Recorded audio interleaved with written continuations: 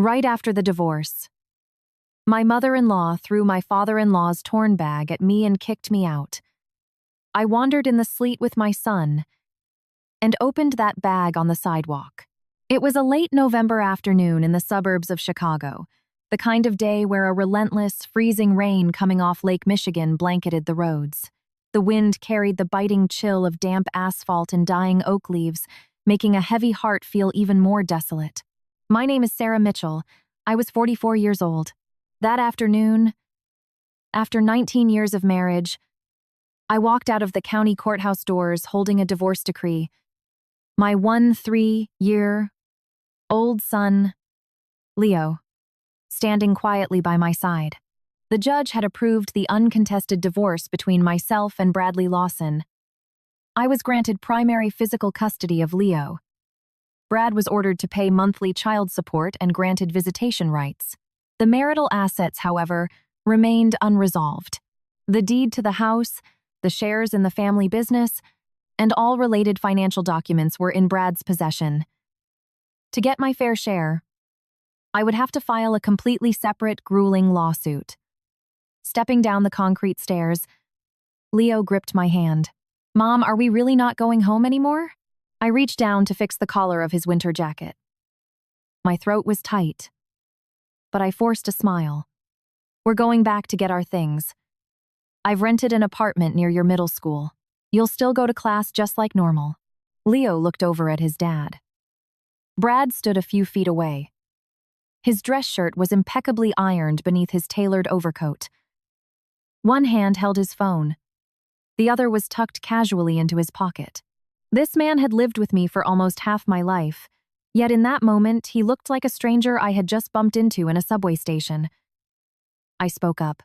"The landlord said the apartment won't be ready until Sunday morning. You told me Leo and I could stay at the house until we move out, right?"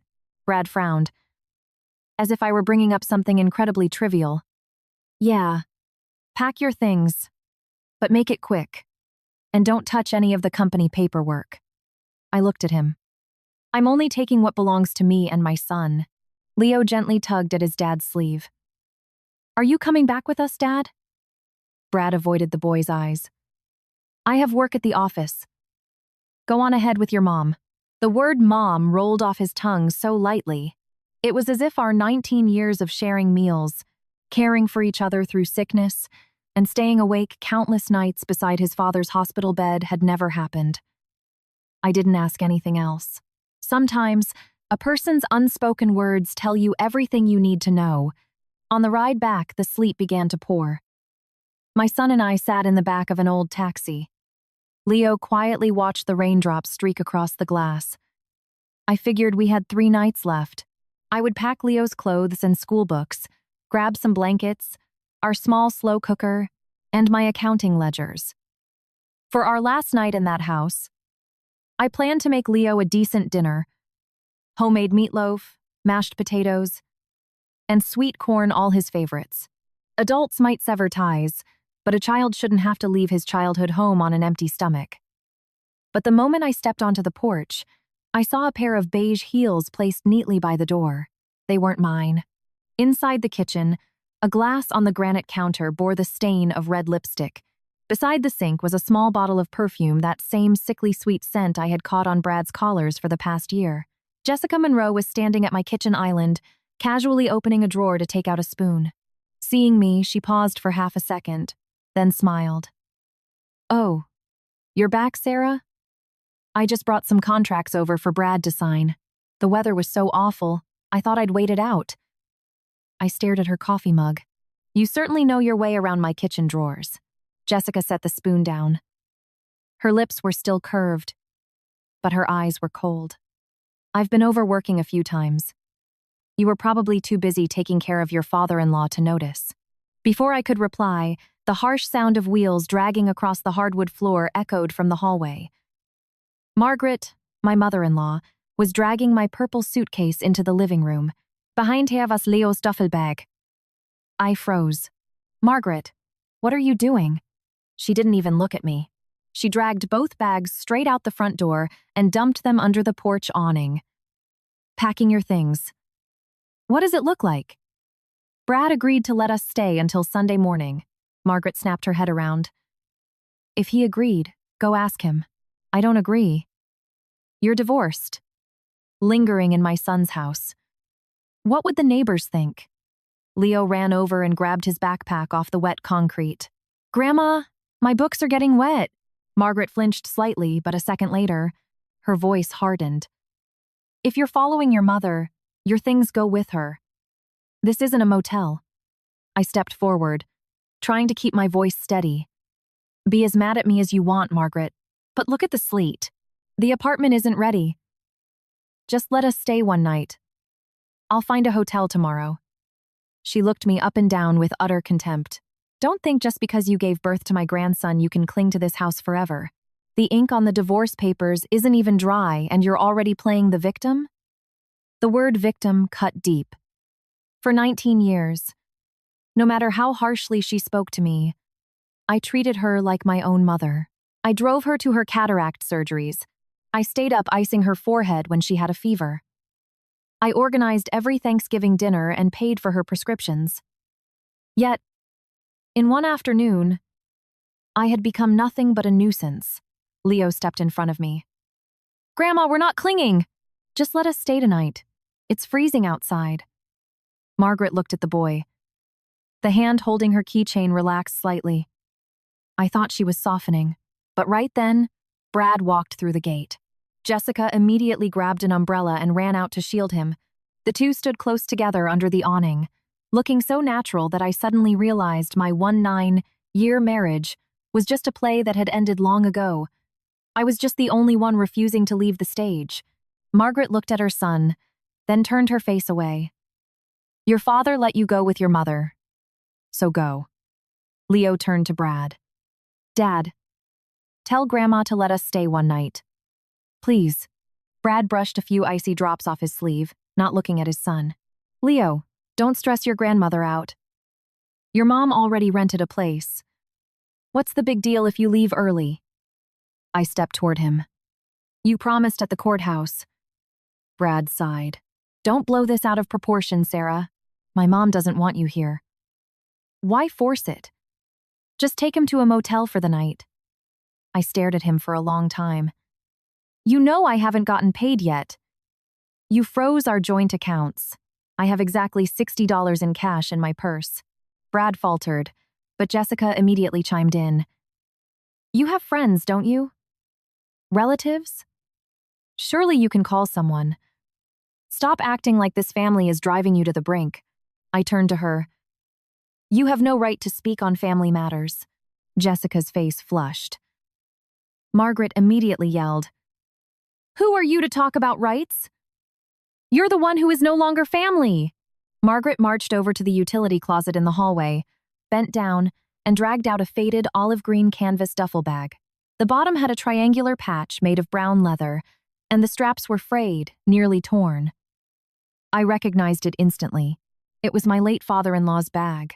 Thomas Lawson used to carry it every time he went down to inspect the warehouses. He had passed away nearly a year ago, following a severe stroke that left him bedridden. In this house, Thomas was the only one who ever told me, a daughter-in-law is still a daughter. Don't let anyone make you bow your head just because you weren't born with our last name. Margaret threw the bag onto the porch. It landed right in an icy puddle, splashing dirty water onto the leather patch. Take the junk he kept for you. Take it all and never come back here to disrupt this family again. I bent down and picked up the bag. It was light, but it made a faint, solid clinking sound, as if something hard was shifting against the bottom. Before I could check it, Leo wrapped his arms around my waist. He was shivering from the cold and the fear. Mom, let's just go. I zipped up our 2 suitcases, slung Thomas's canvas bag over my shoulder, grabbed my son's hand, and walked out into the yard. The freezing rain immediately whipped against our faces. At the gate, Leo looked back. I knew he was waiting for his dad to call out to him. Just one word. Come back inside. Or at least an offer to drive us. But behind us, there was only the loud slam of Margaret shutting the heavy oak door. The home I had meticulously cared for over 19 years was sealed shut, as if there had never been a place for us inside. I squeezed Leo's hand and pulled him into the blinding white sleet. I had no idea that just minutes later, as Margaret wiped the muddy water off the porch, she muttered to herself, "That raggedy old bag with the ugly leather patch. Keeping it just clutters up the house." Inside, the glass of water in Brad's hand slipped and shattered on the floor. He spun around. "What did you say? You gave her the bag with the brown patch?" Margaret looked confused. "Yeah, it was just your dad's old junk." "Why keep it?" Brad's face went completely pale, because right before he died, Thomas had grabbed Brad's wrist and spoken very slowly. "What I need to keep safe is in that patched bag. If any of you have a conscience, don't touch it." Brad immediately pulled out his phone and dialed his younger brother. "Derek, drop whatever you're doing. You have to find Sarah and Leo before she opens that bag." 4 months before the night we were kicked out, Brad had called me and told me to come to the company office. At the time, I had taken a year-long leave of absence from Lawson Industrial Supply to care for my father-in-law after his stroke. I only dropped by occasionally to sign old equity paperwork and hand over ledgers. The daily accounting had been handed over to Jessica Monroe. That morning, Brad's voice on the phone was ice cold. "Come to the office this afternoon. There are some discrepancies we need to clear up." I was sitting on the porch peeling potatoes for dinner. "Surprised?" I asked. "What discrepancies? Is it urgent?" "Just get here." He hung up. At 3 p.m., I walked into the second-floor conference room. As soon as I entered, I saw Margaret sitting at the head of the table. Next to her was Derek, his wife Megan, and 2 of Brad's uncles. Jessica stood by the filing cabinet, a thick stack of papers in front of her. I paused. "What's going on? Why is everyone here?" Brad sat opposite me, his hands clasped. He looked at me the way an executive looks at an employee who just embezzled funds. "Sit down." I pulled out a chair, a knot forming in my stomach. Jessica placed 3 cash withdrawal vouchers in front of me. The first was for $12,000. The second was for $11,500. The third was for $11,500. A total of $35,000. The memo on all 3 read, "Advance for urgent purchase of heavy machinery lubricants and industrial solvents." At the bottom of each voucher was my signature. I picked up the first sheet. My fingers went numb. The signature looked almost exactly like mine. The loop of the S, the cross of the T, even the slight dot I made at the end were meticulously forged. But anyone who actually knew my writing would know I always paused slightly before the final stroke. These signatures were too fluid, too smooth, like they had been practiced. I put the paper down. I didn't sign these.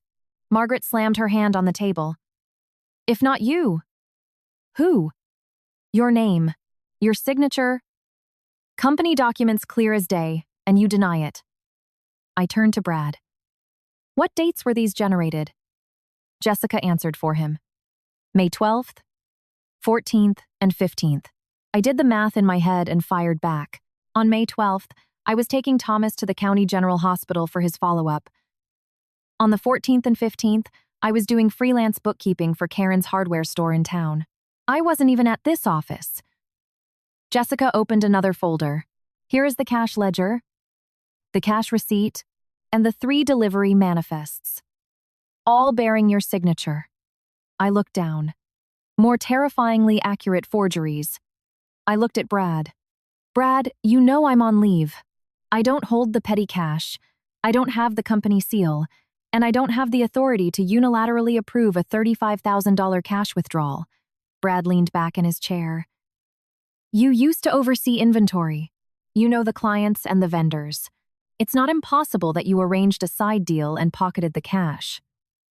I was stunned. "What are you talking about?" "I'm just going by the documents." "The documents are in Jessica's hands and mine.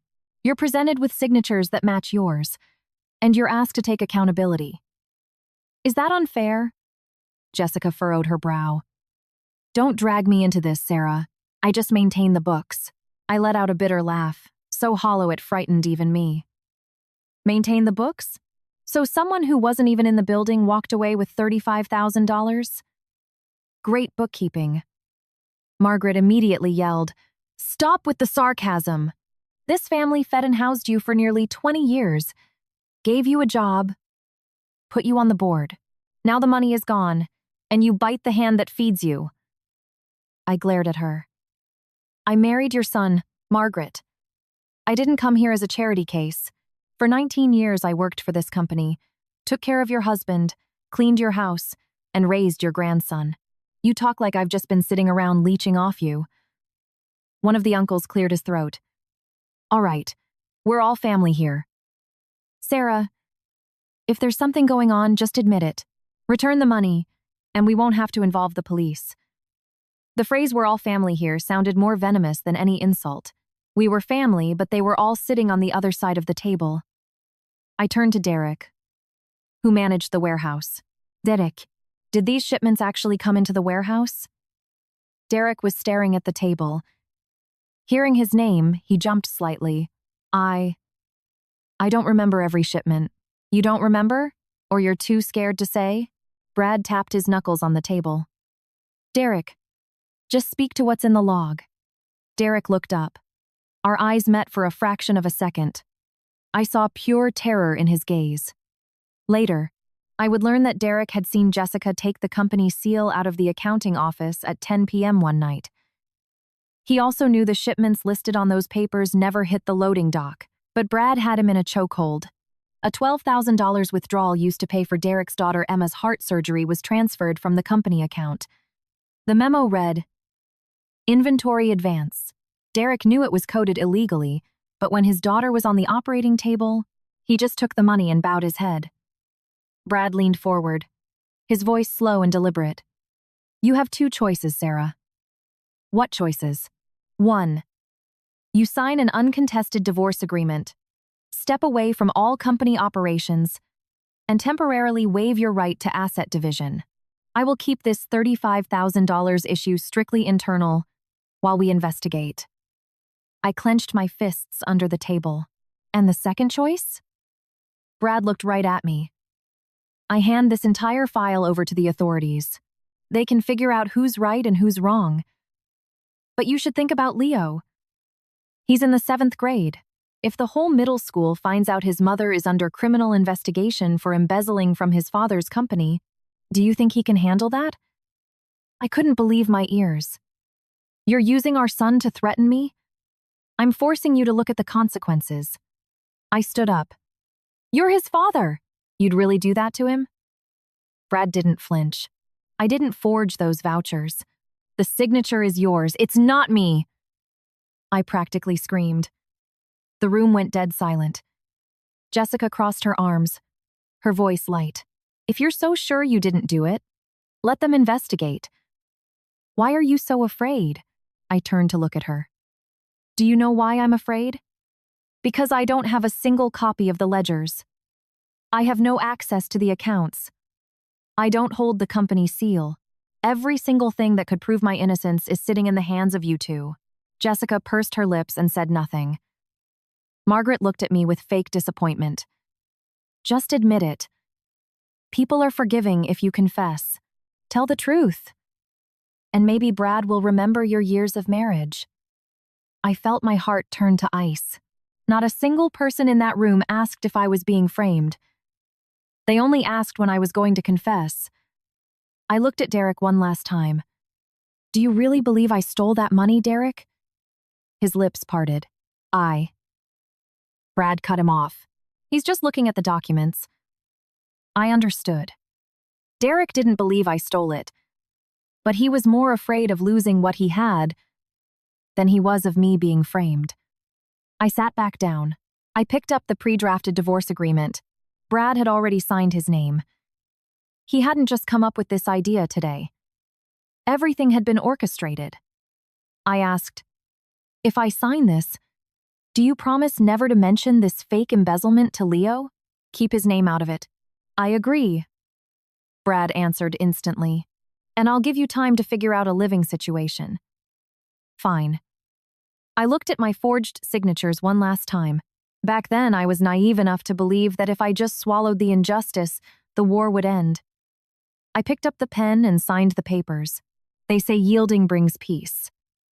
But no one tells you that yielding to the wrong people just gives them the space to step on your neck. When I put the pen down, Brad let out a soft exhale. Jessica looked away, but I caught the smirk playing on her lips. I left the conference room without knowing that behind my back, Brad slid the 3 vouchers toward himself, stacked them neatly, and told Jessica, "Lock these up. From now on, she has 0 access to the books." My divorce didn't begin the day the judge handed me the decree. It began in that room when I signed my name under the weight of a crime I didn't commit, while everyone who called me family chose to look the other way. The sleet showed no signs of stopping. Sheets of icy water poured off the metal awnings, splashing mud onto our suitcases. I pulled Leo closer to the rolling steel door of a closed pharmacy, using my back to block the wind. From my former home to the old bus station was only about a mile. Normally, it was a 20-minute walk. But that night, the road felt endless. One hand dragged 2 suitcases, the other gripped Leo's hand. Thomas's canvas bag hung heavily on my wet shoulder, freezing against my skin. Every time we hit a flooded pothole, the wheels jammed, and I had to bend down to lift the luggage. Leo kept coughing. I pressed my hand to his forehead. Thank God, no fever yet, but his shoulders were shaking. "Aren't you cold, Mom?" I pulled the thin plastic poncho tighter around him. "I'm an adult. A little rain won't hurt me." Leo looked at my clothes, which were plastered to my skin. "You're lying." I didn't know what to say. We adults always think kids don't understand anything. The truth is, they understand a lot. They just don't have the vocabulary to name their pain yet. My phone battery was at 4%. I had called the landlord twice. She was out of town caring for her injured mother and wouldn't be back to hand over the keys until Sunday. The road to the apartment complex was flooded to the knees anyway. Even if we got there, we couldn't get inside.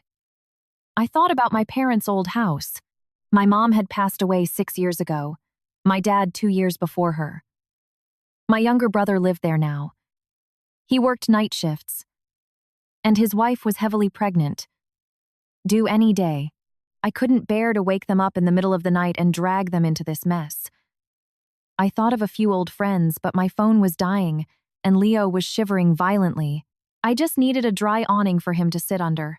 Gable's Corner Pharmacy was right on the main suburban road. The steel door was down, but it had a wide, 6-foot awning. I pulled the bags into the driest corner and used a handkerchief to wipe Leo's face. He sat on the concrete step, hugging his knees. "Mom, does Dad know we're out here?" I paused. "He probably thinks we found a motel." "He knows you don't have the apartment keys." I stared out into the rain and didn't answer. Leo didn't ask again. He turned his face away, but I could see his eyes were red. I placed Thomas's canvas bag on my lap. "Let me see if there's a jacket in here." The top zipper was rusted. I had to yank it 3 times before it gave way. Inside, there was only an old brown flannel shirt, a yellowed towel, a coil of twine, and the baseball cap Thomas used to wear to the warehouse. The smell of mothballs and damp fabric hit my nose. I pulled out the flannel. It was thin and partially damp, but the sleeves were dry. I wrapped it around Leo's shoulders. Grandpa used to wear this. Leo touched the collar, his lips trembling. When Grandpa was in the hospital, he asked me when my finals were. I turned away, pretending to organize the bag so he wouldn't see my tears. Thomas hadn't been an affectionate man. He was quiet, and his voice was raspy after the stroke. But every day when Leo came home from school, Thomas would tap the bed rail, motioning for his grandson to come over, and slip a piece of candy or an apple into his hand. The day Thomas died, Leo cried harder than when we told him about the divorce. I was about to zip the bag shut when Leo leaned in. "Mom, there's something hard under here. Probably just the cardboard bottom." "No, it's a long strip. From here to here." He pressed his finger against the inside lining. Indeed, under the bottom, There was a rigid, straight ridge that didn't feel like cardboard. I flipped the bag over and ran my fingers along the brown leather triangular patch. The stitching around it was thick and even. Anyone would think it was just a patch covering a tear. But when I slid my hand inside again, I felt a tiny metal object. I leaned in close. Hidden beneath the inner lining was the pull tab of a zipper, sewn inside out. My heart started racing.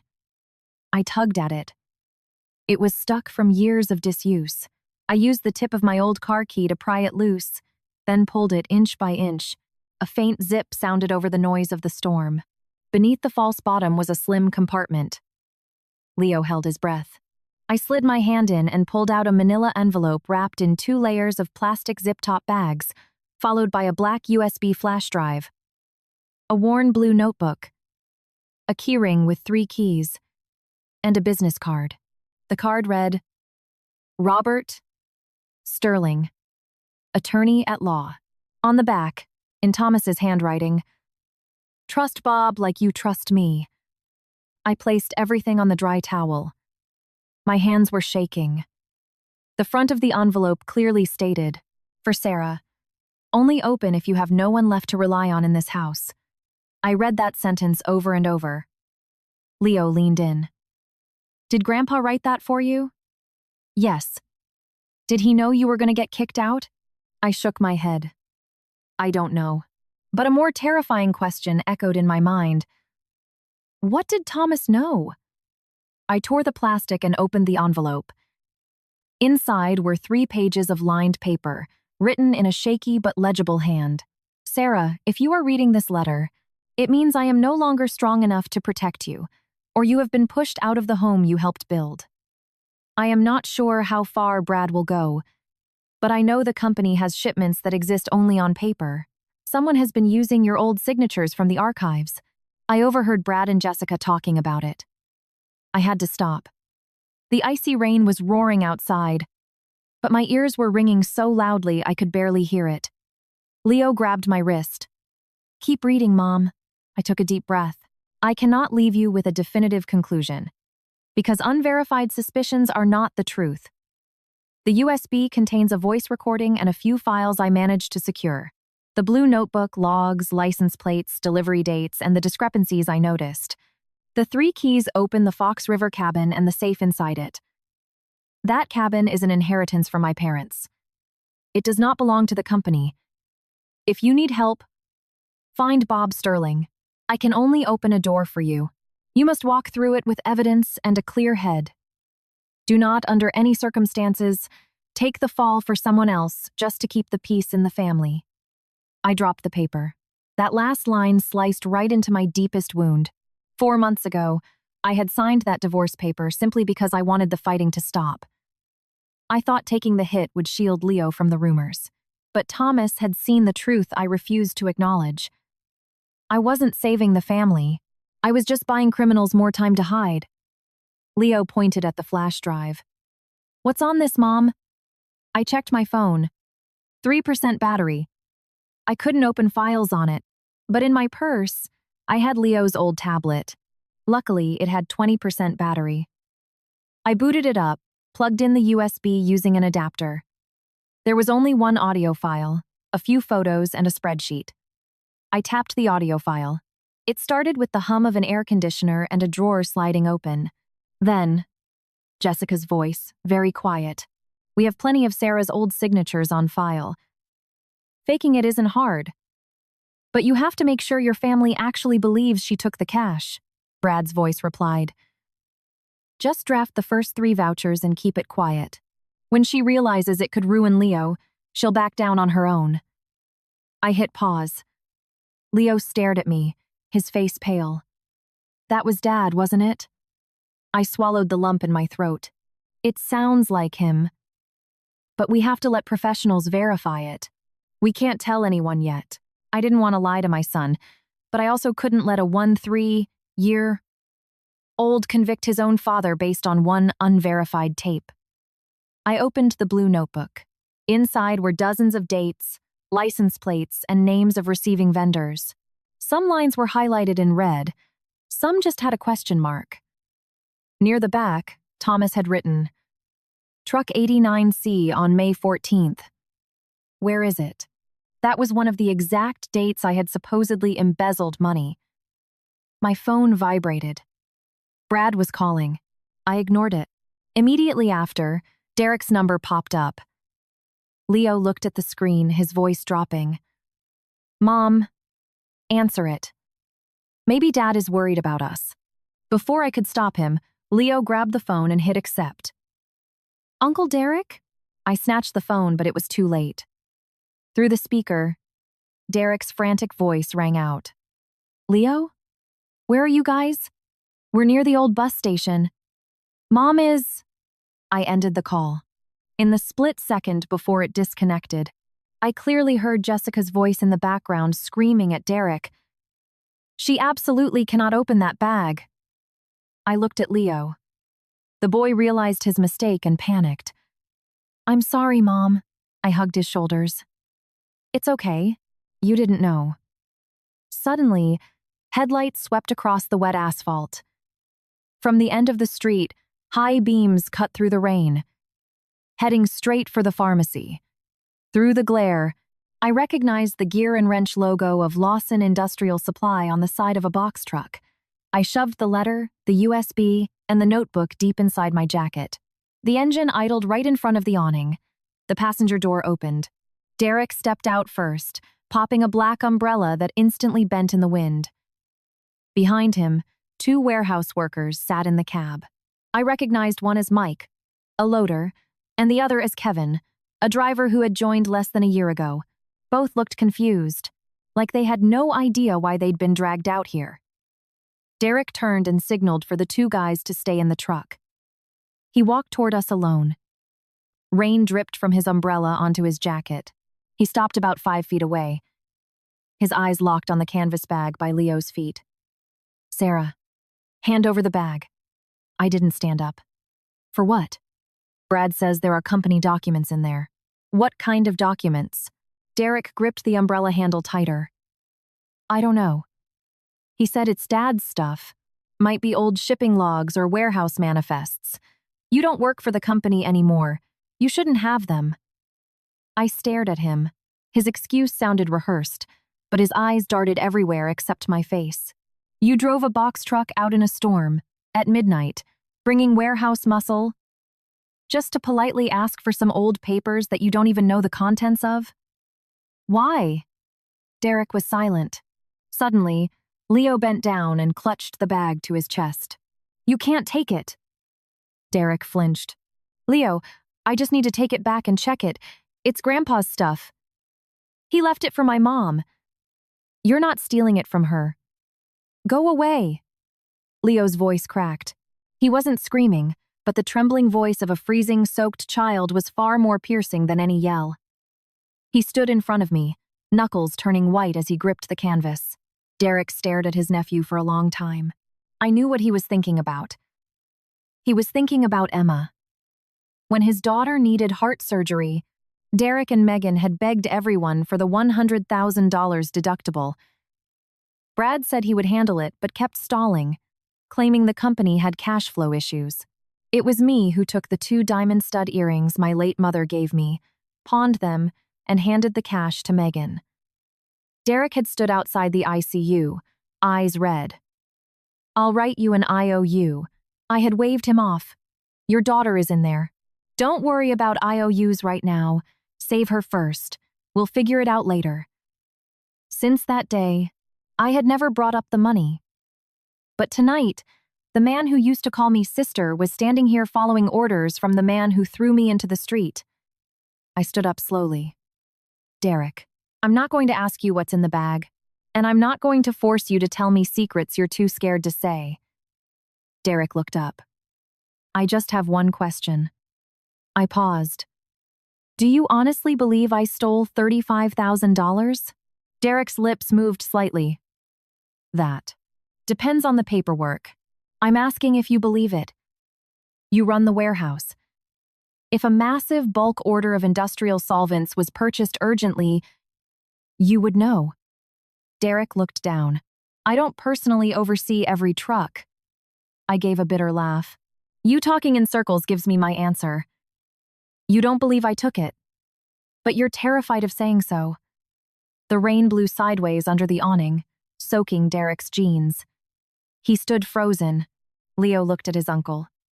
You know my mom is innocent? Derek immediately shook his head. I didn't say that. But I didn't say she did it either. A 3-year-old doesn't know how to debate semantics. He just asks the exact questions adults want to avoid. Derek exhaled sharply, took a half step forward and reached out toward the bag. Give it to me, Leo. I promise I'm just checking it. Leo backed into me. No! I put one hand on my son's shoulder and the other on the bag. If you want to take it right here in front of him. But you have to look your nephew in the eye and tell him that you didn't come here tonight to help us find a place to sleep. You came here to steal the very thing your brother is terrified of. Derek stopped. His outstretched hand slowly lowered. Inside the truck cab, Mike cracked the window to get a better look. Derek spun around. Roll the damn window up! The worker instantly vanished. Derek stepped aside, lowering his voice. Don't go back to the house tonight. Why not? Brad is furious. Whatever you say, no one will listen to you. Is he furious because I kept the bag? Or because I opened it? Derek looked me dead in the eye for the first time. That look confirmed I had guessed right. He whispered, You opened it? I didn't answer. Derek wiped the rain off his face, even though he was under the umbrella. Listen to me this one time. Don't call anyone in the family. Don't hand what's in there to a stranger. And do not go back to that house. I looked at him. Was he warning me because he still considered me family?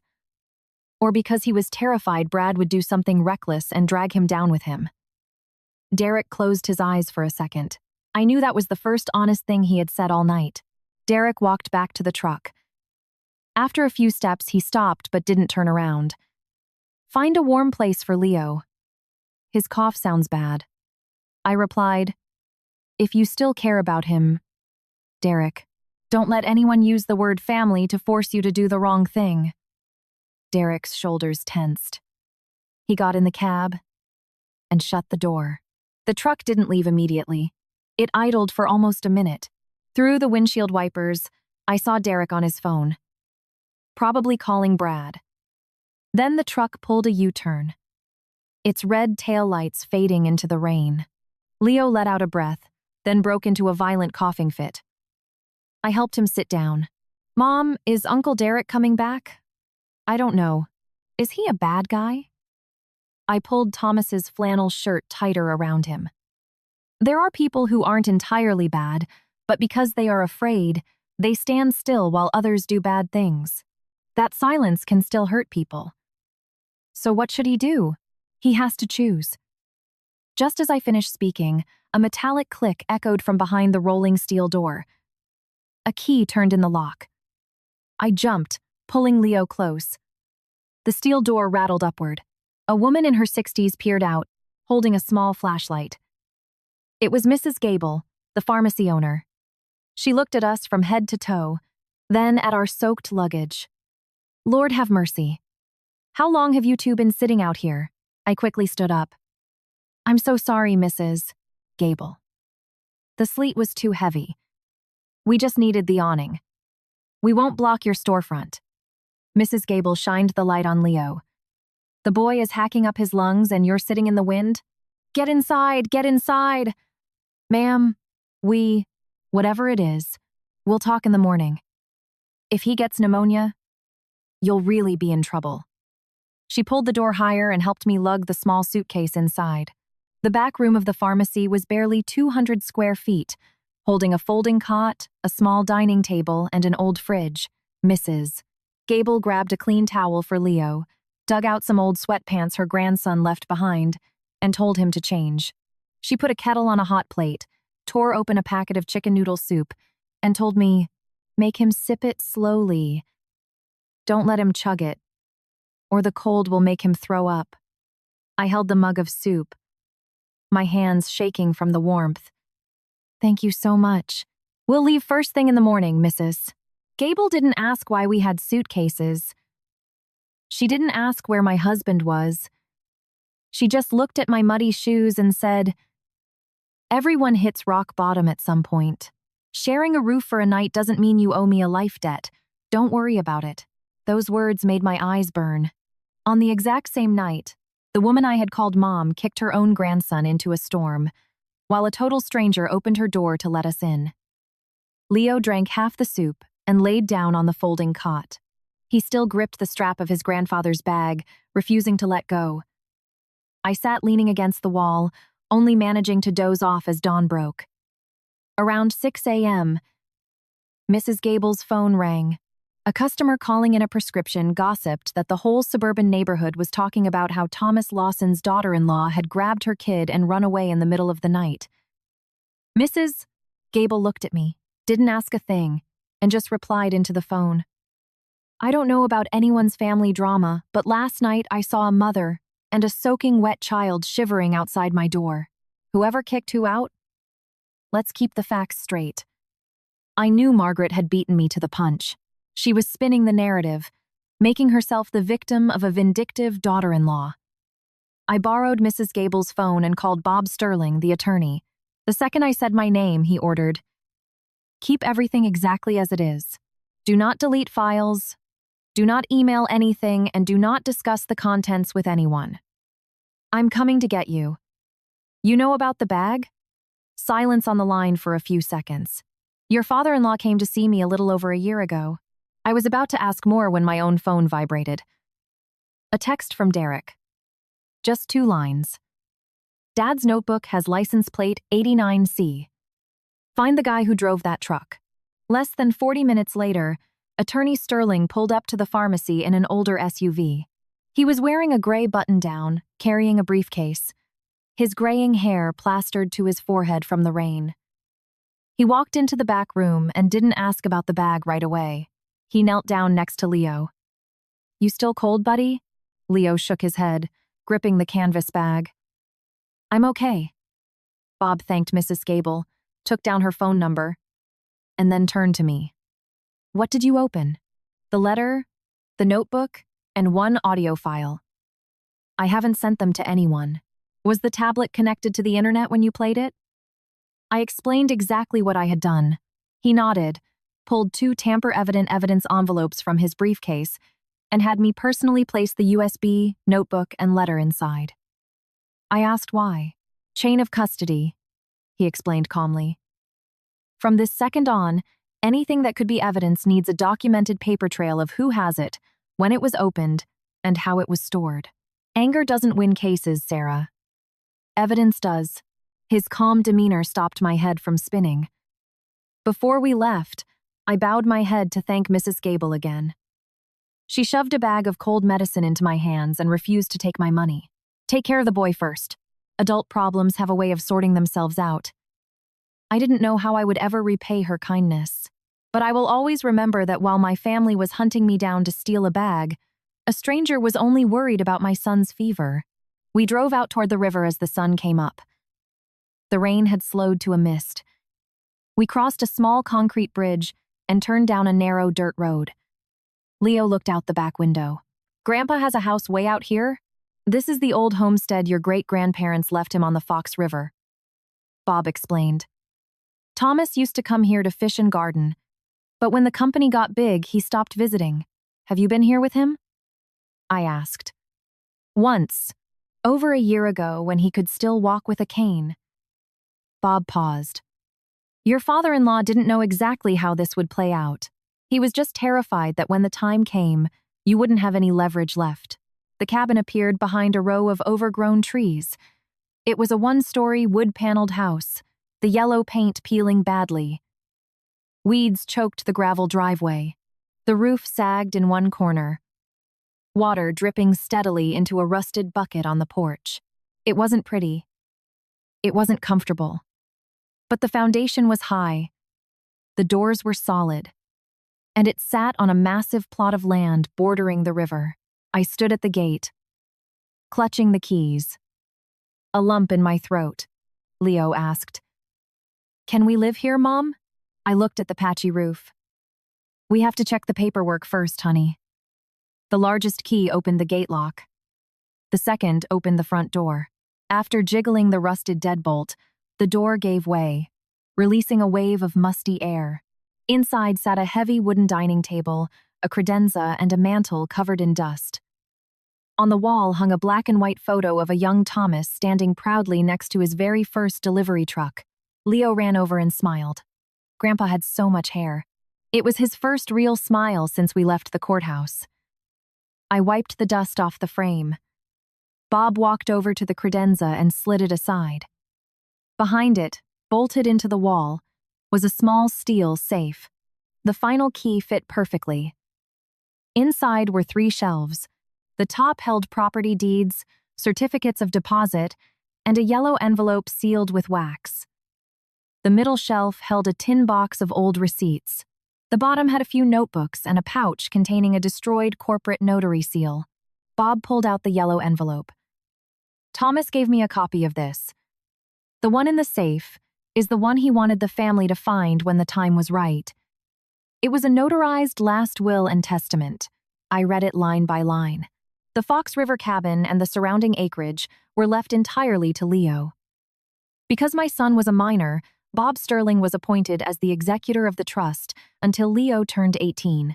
During that time, Leo and I had the legal right to reside, renovate, and use the property. I could not sell, mortgage, or transfer the asset. Leo leaned in. Grandpa really gave this to me? I put my hand on his shoulder. He left it to you. But it's not a toy. It's a sanctuary he wanted to keep safe for you until you grow up. Leo nodded, probably not grasping the full weight of those words. I thought of Margaret. If Thomas left this house to Leo, had he abandoned the wife he lived with for half a century? As if reading my mind, Bob opened the next file. Thomas was meticulous. Read the rest. Thomas had left Margaret a $50,000 certificate of deposit, the deed to a vacation plot in Wisconsin, and her full legal half of their joint marital assets. I let out a breath. He hadn't thrown her out.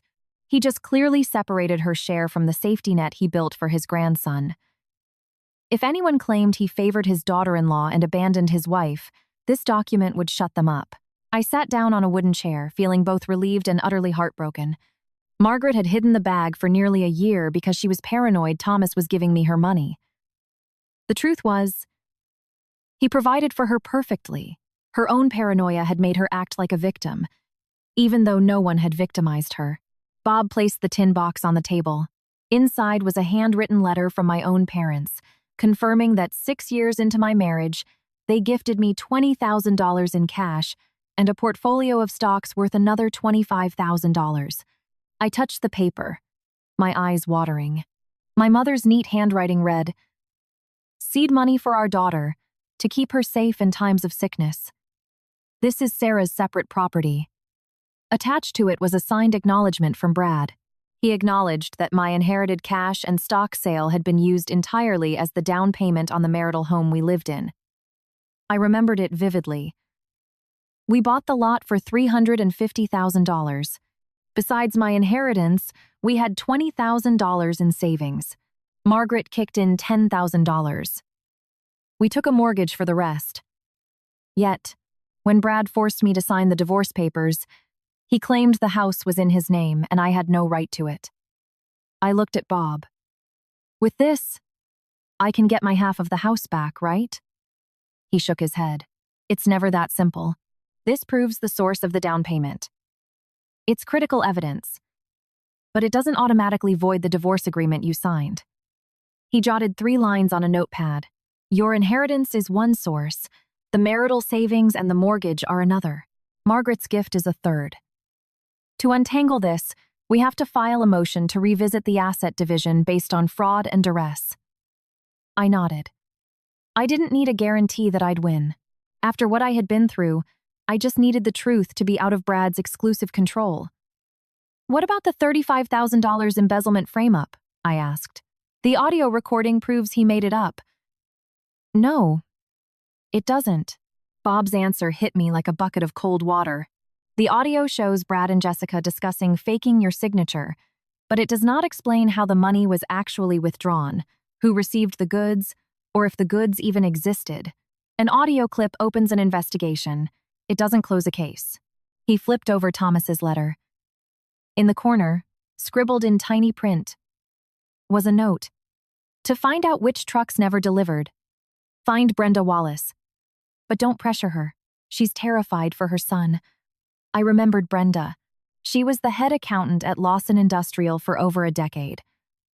She was pushed into early retirement because Brad claimed her health was failing and she couldn't adapt to the new software. At the time, I was busy with Thomas, so I just called to wish her well. Leo called out from the back door. Mom! There's a paper here!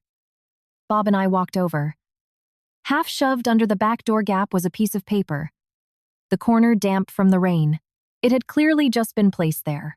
Written in thick black marker, the jagged handwriting read, "This house isn't yours.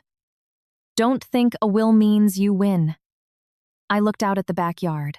The wet trees swayed in the wind, but the dirt road was completely empty. Bob didn't touch the paper with his bare hands. He used a clean plastic bag to pick it up. Someone knew you were coming here. I gripped Leo's hand. This cabin gave us a lifeline, but it also proved that whoever was pulling the strings was watching us very, very closely. For 3 weeks after we moved into the river cabin, Brad did nothing. Those 3 weeks were enough for the rundown cabin to show its true colors to the outside world. The roof leaked, requiring buckets. The yard was a mess. Our kitchen consisted of a single hot plate Mrs. Gable lent us. Leo and I slept on folding cots, his books stacked in cardboard boxes because we couldn't afford a desk. I thought Brad was staying quiet because he was trying to figure out how to steal the canvas bag back. Later, I realized he was just waiting. Waiting for the house to look as pathetic as possible. Waiting for me to be struggling for income. Waiting for Leo to get sick or miss school. All he needed were a few out-of-context photos to paint me as a destitute mother dragging her son into a hovel. On a Monday morning, as I pushed my bicycle out the gate, I saw a man standing across the street, his phone pointed directly at my yard. When I looked, he pretended to take a call and walked away quickly. That afternoon, Megan called me. "Sarah, I don't know if I should say this. Tell me. In the family group chat, people are passing around pictures of your place. They're saying you dragged Leo into a condemned shack with no desk and no kitchen." I paused. "Can you send them to me?" She sent 4 photos. One was me pulling weeds, framed to highlight the buckets catching rainwater. Another was Leo doing homework on a low plastic stool. The third was the kitchen covered in cement dust from repairs. The last was just the folding cots and unpacked boxes. All of it was technically true, but it was only a fraction of the truth. No one took a picture of me hiring a roofer. No one took a picture of the custom desk I had ordered from a local carpenter. No one took a picture of Leo and I eating a hot meal of meatloaf and sweet corn under newly installed lights. They just curated the ugliest moments and called it our reality. I asked Megan, "Did Brad say anything?" "He told everyone he's filing for emergency full custody." I gripped the phone. "Thank you for telling me, Megan. Don't think I'm just gossiping. I don't want you to be blindsided." After hanging up, I checked my bank account. The first month of child support hadn't cleared. I texted Brad. "Child support is past due based on the agreement. Please check." He didn't reply until noon. "Company is doing an audit. Figure it out yourself for a few days. Stop harassing me like I'm starving my kid." I stared at the text. It was almost comical. He took 3 days to send the money, but he spent that time telling his relatives that the second I got divorced, I started begging for cash, proving I couldn't provide for Leo. Margaret told the neighborhood that I dragged Leo out into the storm for sympathy. She conveniently left out the locked doors, the suitcases on the porch, and the bag in the icy puddle. I wanted to march over and scream at her. Bob Sterling stopped me. "A screaming match just makes you look unhinged." Mrs. Gable witnessed that night. "You focus on getting a job and stabilizing Leo." I listened. Every morning at 5. 8:30 a.m., I worked as a catering manager for a large manufacturing plant near town, checking inventory and verifying meal counts. At 10 a.m., I did bookkeeping for Karen's hardware store. In the afternoon, I picked Leo up, cooked dinner, and then entered invoices for a construction firm at night. The pay wasn't amazing, but it was steady. I kept every pay stub, contract, and timesheet. Not to brag, but to prove in court that my survival didn't depend on Brad's narrative. One Friday afternoon, Leo's homeroom teacher called me in. Leo had shoved a classmate into a desk. I walked into Mr. Evans' office. Leo was sitting with his head down, fists clenched, a red mark on his cheek. Mr. Evans spoke softly. They got into an argument at recess. The other boy asked Leo if his mom was the thief who stole money from his dad's company. Leo flared up. I turned to my son. "Did you hit him?" Leo bit his lip. "I just pushed him." "Because he called me a thief? Does pushing him make his words disappear?" Leo's head snapped up. "So I'm just supposed to stand there and let him say it?" His voice was full of anger and humiliation. His eyes were red, but he refused to cry. I knelt in front of him. "You have the right to tell him to stop. You have the right to tell a teacher. You do not put your hands on people." "Mr. Evans handed me a paper cup of water and whispered, "I'll step out so you two can talk." When the door clicked shut, Leo turned to the wall. I put my hand on his back. "Look at me. I don't want to. Please." He turned, and the tears finally spilled over. "You keep saying everything is fine. You hide everything. Everyone knows you're accused of stealing. The kids know. Their parents know. I'm the only one who doesn't know anything." I choked up. "I was afraid you'd be hurt. Not knowing hurts worse. I just want to go to middle school normally. How can it be normal?" I realized I couldn't treat him like a toddler anymore. I couldn't block the world from him. I pulled up a chair. "Okay. I will tell you what you need to know." Leo wiped his eyes with his sleeve. I told him about the 3 cash vouchers totaling $35,000. I told him I didn't sign them and that I was looking for evidence to prove it.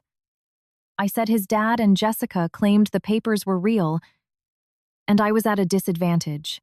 I did not play the audio for him, nor did I explain the larger embezzlement scheme or Brad's blackmail. I only gave a 1-3-year-old the facts he could process without forcing him to carry the weight of adult crimes. Leo asked. "So Dad framed you?"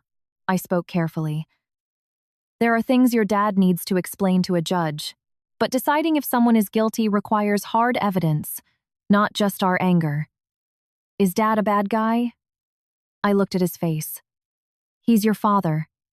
Fathers can make terrible mistakes. People who make mistakes have to face the consequences. But I will never force you to hate your dad." Leo looked down. "I still miss him. I miss when things were normal. I miss Grandma too." He looked up, almost confused, as if waiting for me to yell at him. I held his hand. "Listen to me. If you miss your dad, miss him. If you love your grandma, love her. I am not making you pick a side.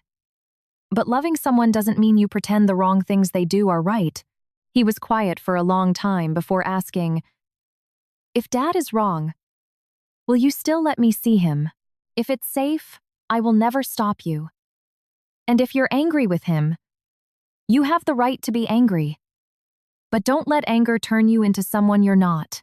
I took Leo to apologize to the boy.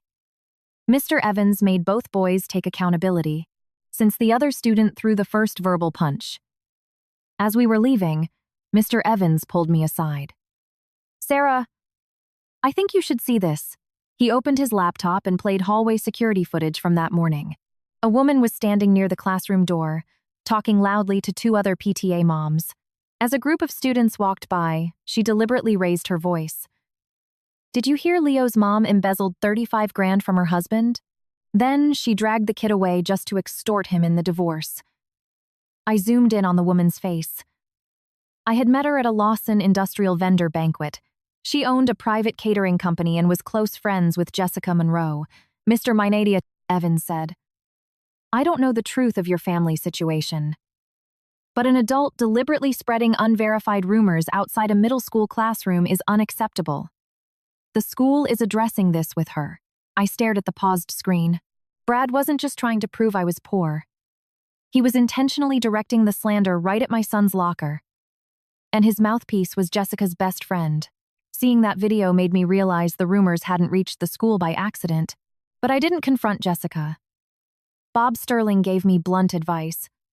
The person spreading the rumor might not be the one who forged the checks. Don't waste your energy chasing every barking dog.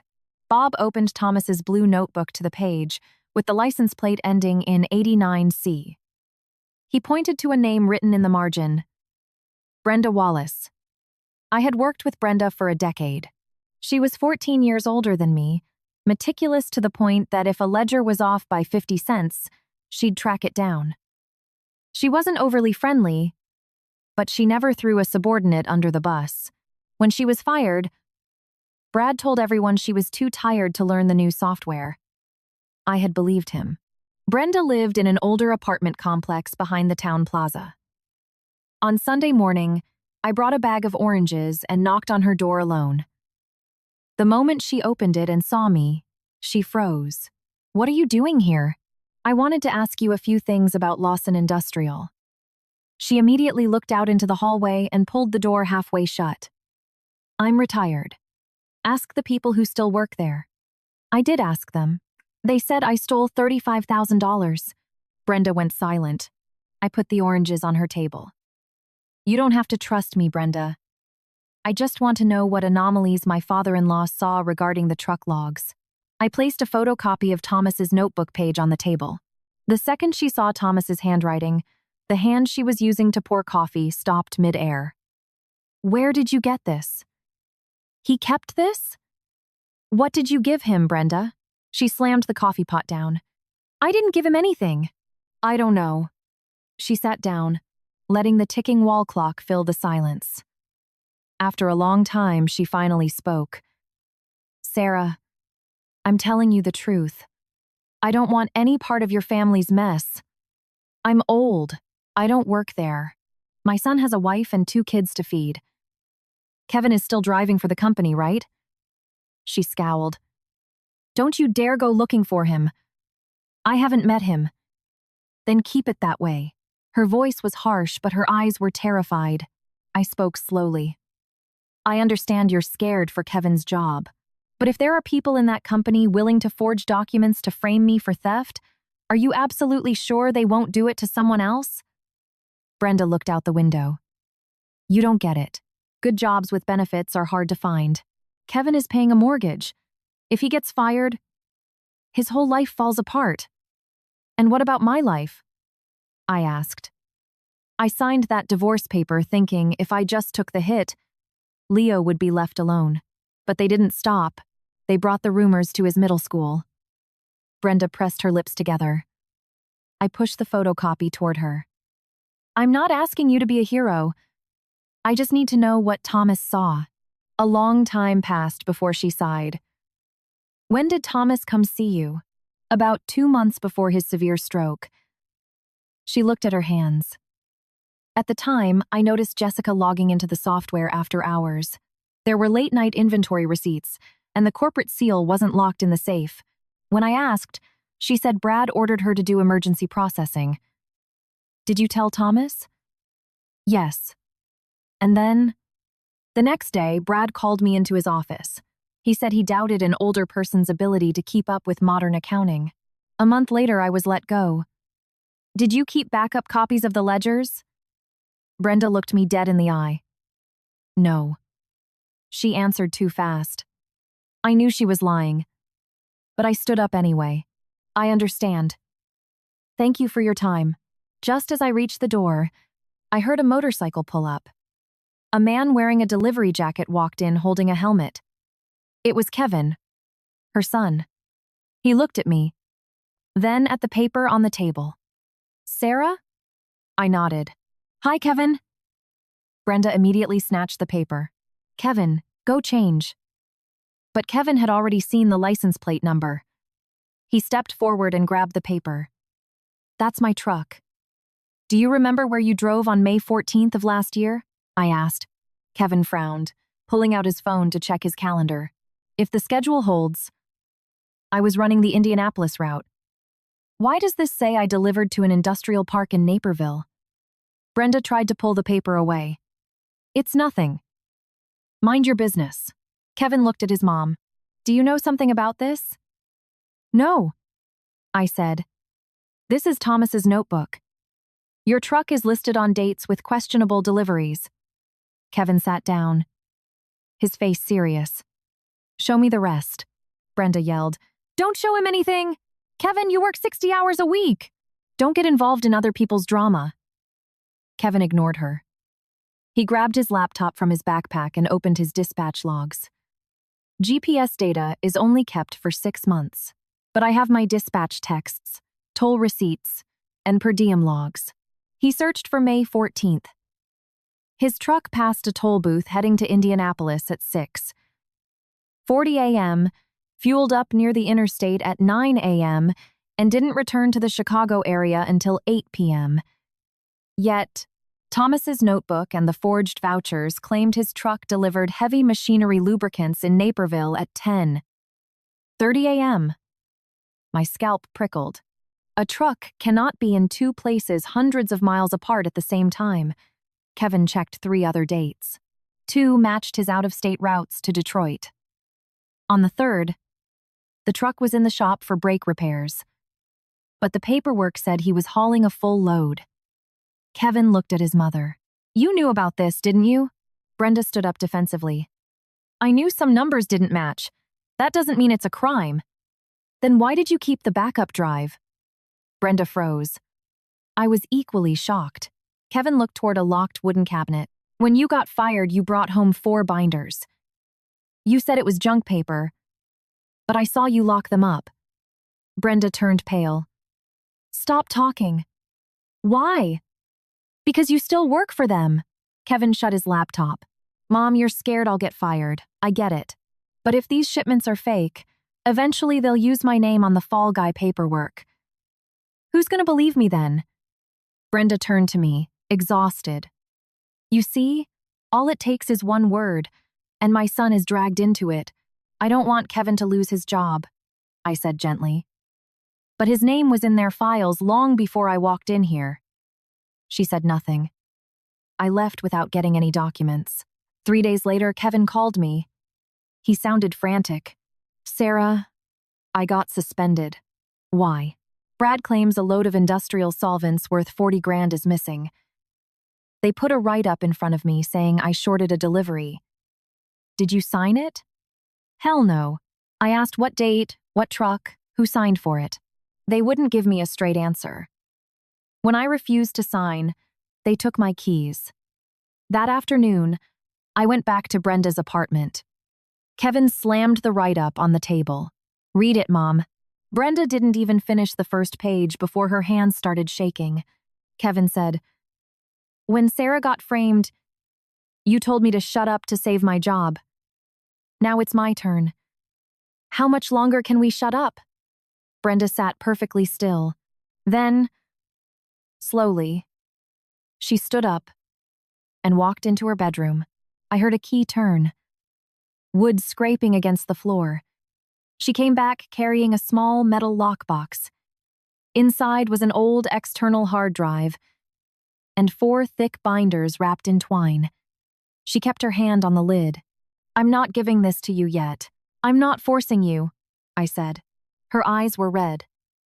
But starting today, I'm not going to burn them either. Brenda didn't hand over the hard drive immediately.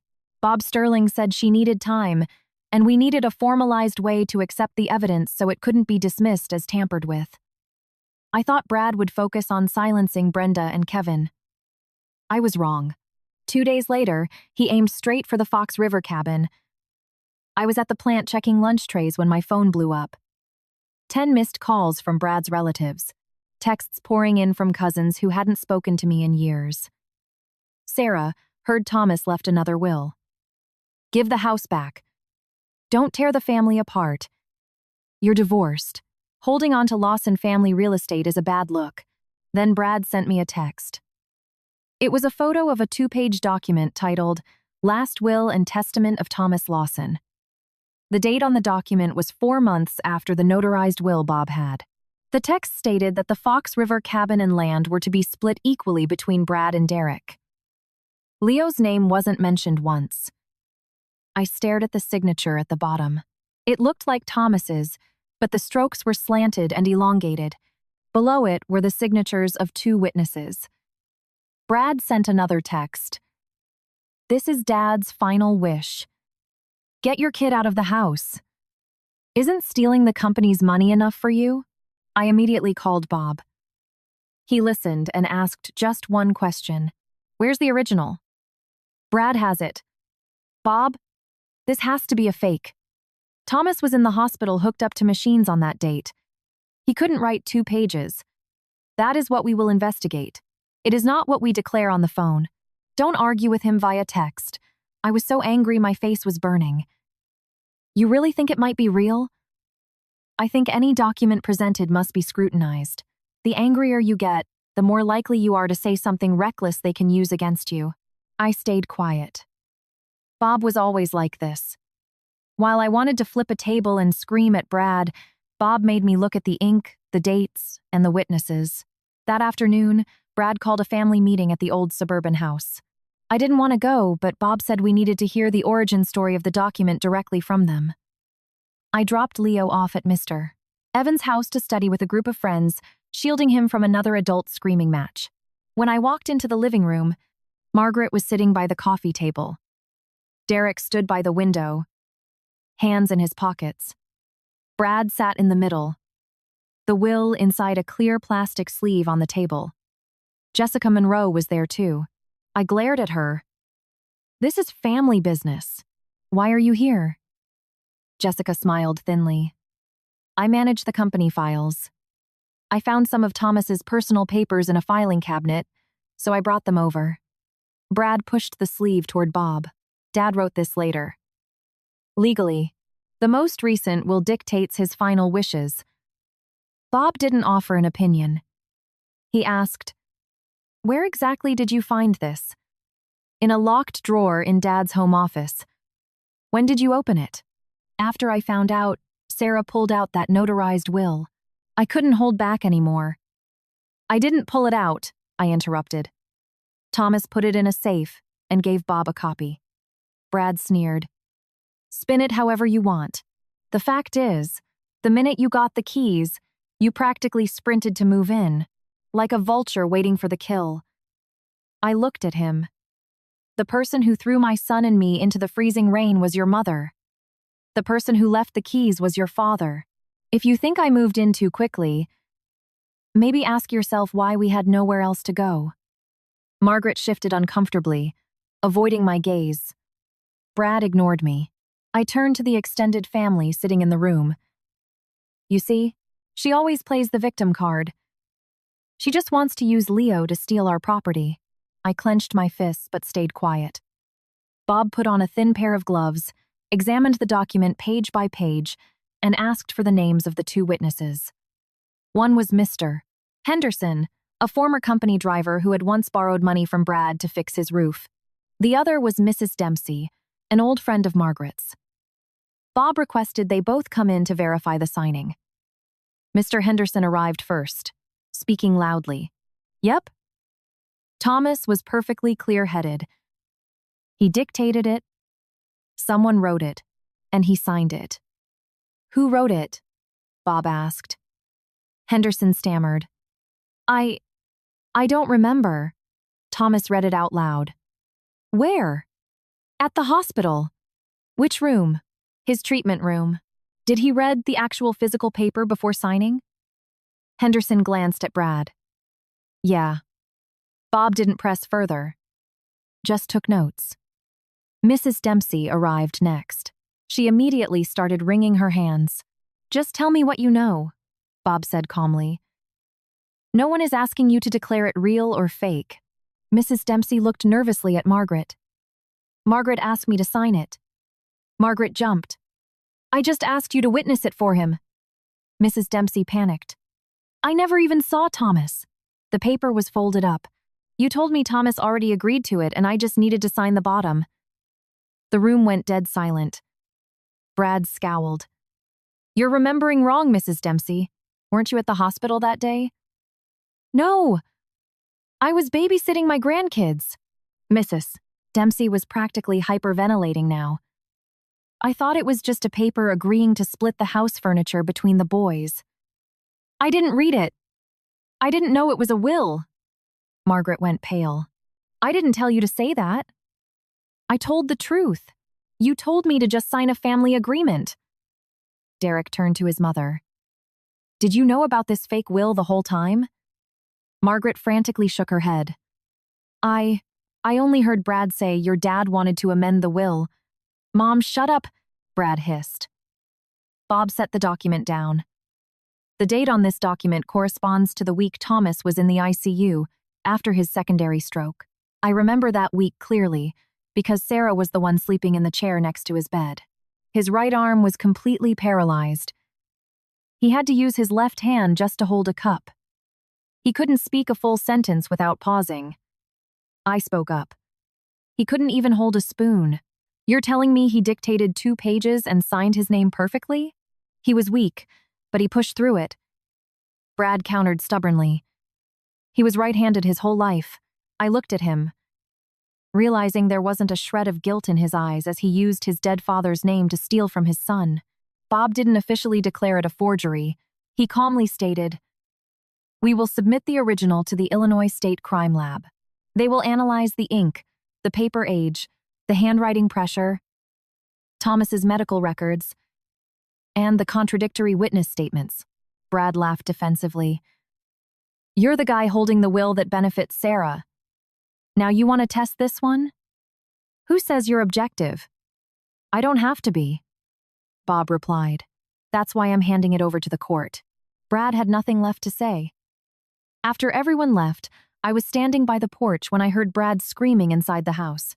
You hid that bag for a year, and you decide to throw it at her the one night she gets kicked out? Margaret's voice was a mix of fear and anger.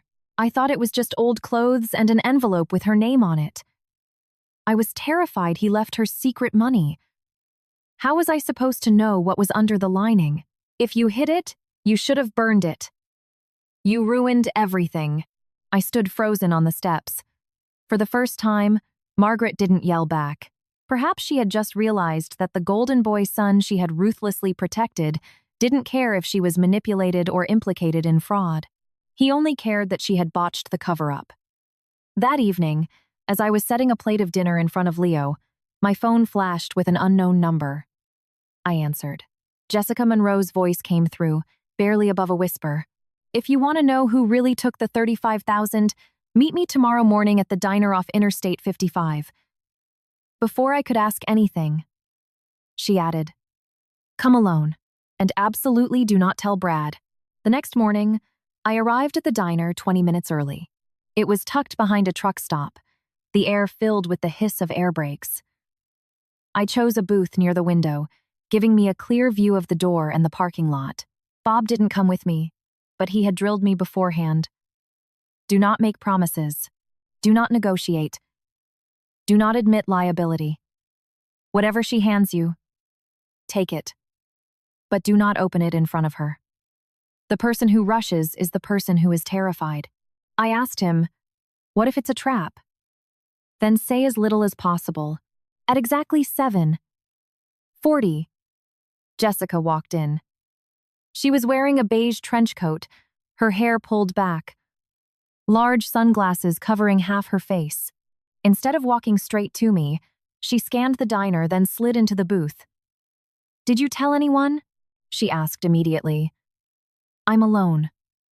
Are you recording this? I put my phone face down on the table.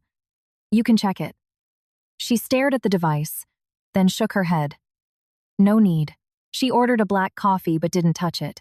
Her hands remained under the table, fingers twisting together. I looked at her. You said you know who took the money. She didn't answer right away. She opened her purse and pulled out a silver flash drive, placing it next to the sugar caddies.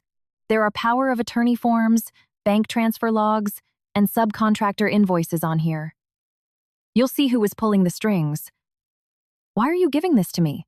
Because Brad is trying to make me the fall guy, she blurted out, the words rushing out of her as if she'd been choking on them. He told his lawyers the accounting department acted unilaterally. If this blows up, I'll be the one who looks like I forged the papers, stole the money, and wired it out. I let out a harsh laugh. You just figured out he throws people under the bus? Jessica glared at me. Save the sarcasm. I'm trying to help you. By proving Brad is the mastermind? I leaned back. And what does that make you? Jessica bit her lip. I was following orders. Following orders for over a year? Smuggling the corporate seal out at night? Wiring company funds to a shell corporation owned by your brother? And you want to be treated like an innocent bystander? Jessica's face changed colors. You haven't even looked at the drive and you're judging me. I'm not judging. I'm asking. She lowered her voice. I admit I made mistakes, but not on Brad's level. He planned it. He picked the clients to defraud. He decided where the money went. I just processed the paperwork. She looked out the window as a semi-truck rumbled by, shaking the table. She turned back. I have what you need to clear your name, get full custody, and get your assets back. In exchange, when you talk to your lawyer and the police, you confirm that I was a cooperating witness from day one, acting under Brad's extreme coercion. I stared at her for a long time. You want me to guarantee you immunity. I just want you to tell the truth, you know. What do I know about what you've done for the past year? Jessica froze. I pushed the USB back toward the center of the table. I will take what you give me, but I am not promising to save you. I am not your defense attorney. And I will not use the truth as a bargaining chip. Jessica sneered. You always do this. You stand on your moral high ground and preach.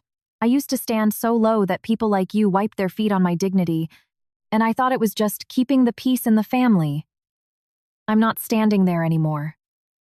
Jessica looked at me, her eyes a mix of hatred and pure panic. Finally, she slid the USB back toward me.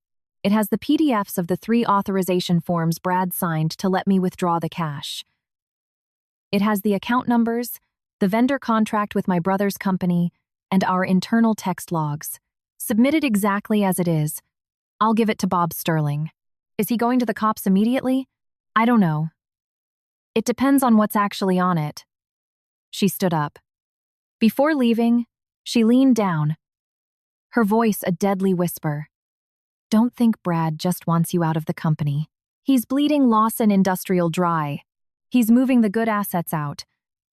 When Lawson Industrial collapses, he won't be the one left holding the debt. She walked out without taking a single sip of her coffee. I didn't plug the USB into my own devices. I put it in a clean envelope, wrote down the time and location, and drove straight to Bob's office. He drafted a chain of custody memo and had me dictate the entire conversation verbatim. Then, the drive was handed to a forensic IT specialist to be cloned. Bob warned me. This is the most dangerous phase.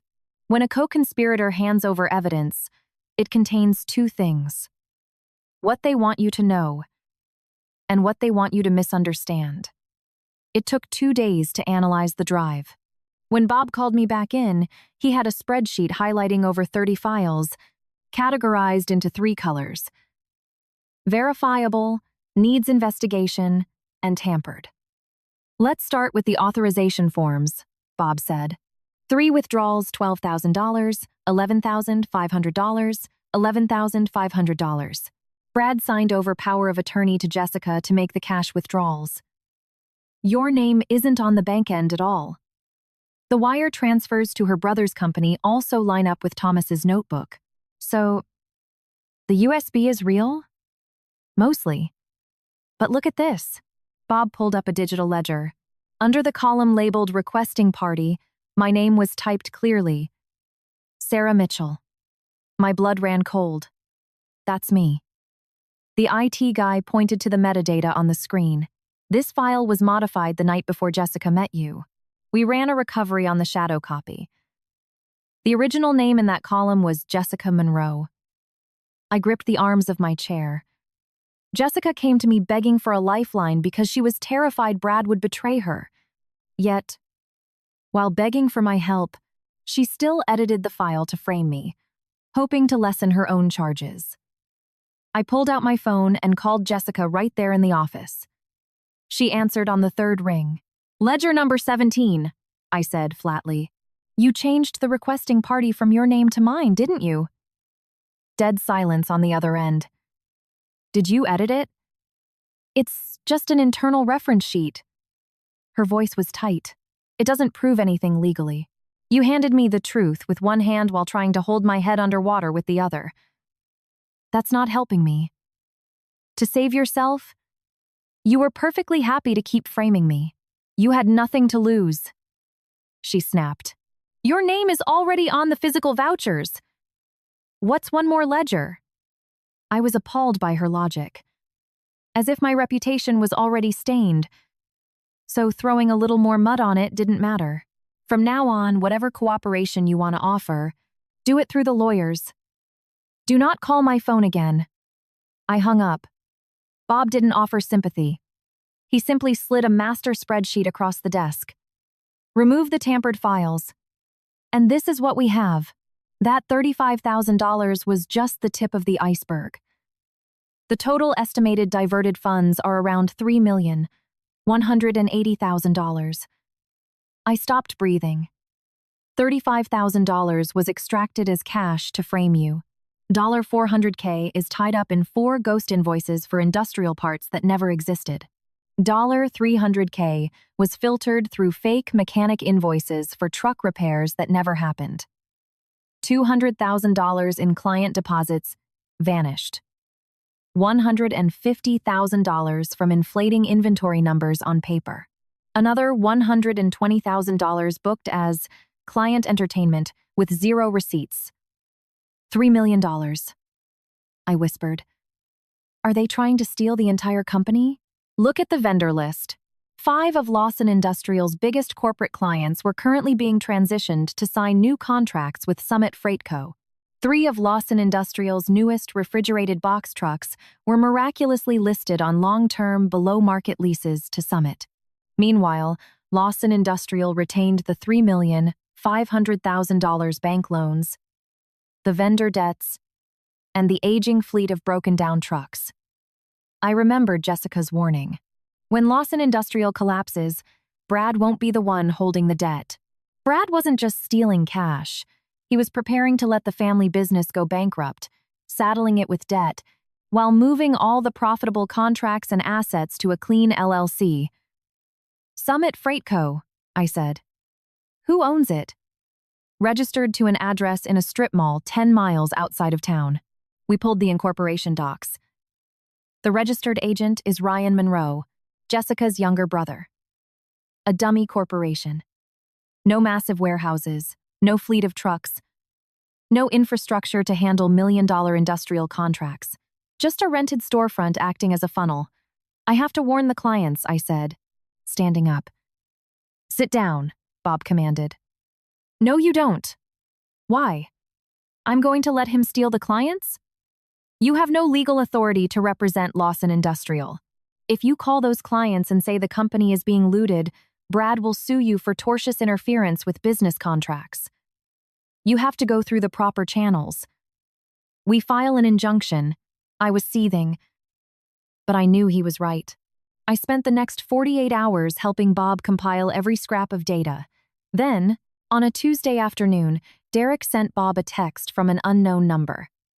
"Tomorrow at 7 a.m., 3 pallets of archive boxes marked A3, B2, and D1 are being moved out of the warehouse. Attached were 3 photos. Pallets of bankers' boxes wrapped in plastic. A red marker read, 'Water damaged. Pending shredding.'" "Derek sent this?" I asked, looking at the concrete floor of the Lawson Industrial warehouse in the photo. "Likely. I'm going down there." "To do what?" Bob asked. "Stand in front of a forklift? Tackle a warehouse guy?" I can't just sit here.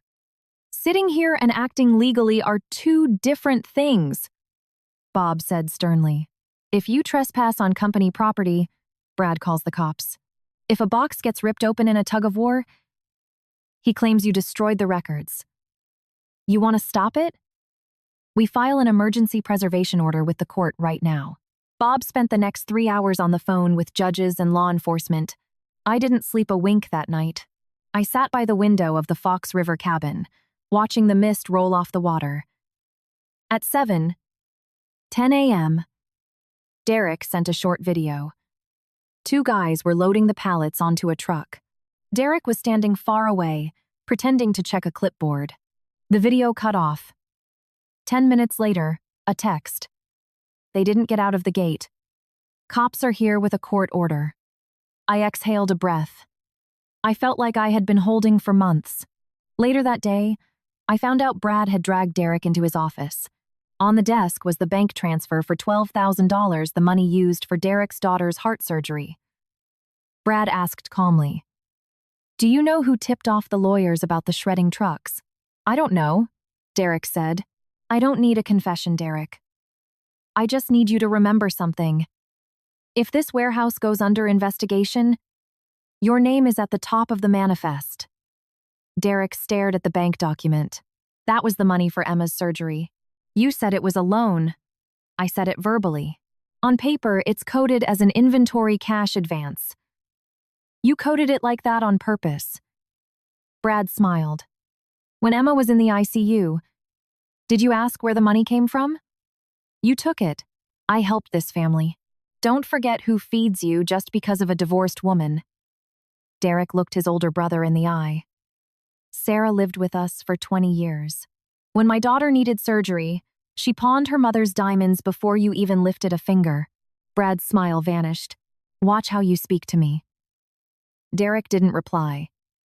But that night, he sent me one last photo.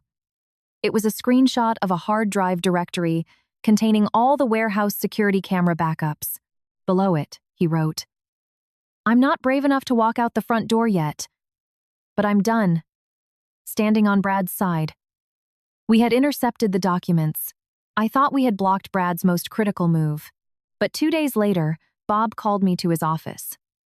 There were no USBs on the desk, no fake wills, just a yellowed bank statement from 5 years ago and a deposit slip.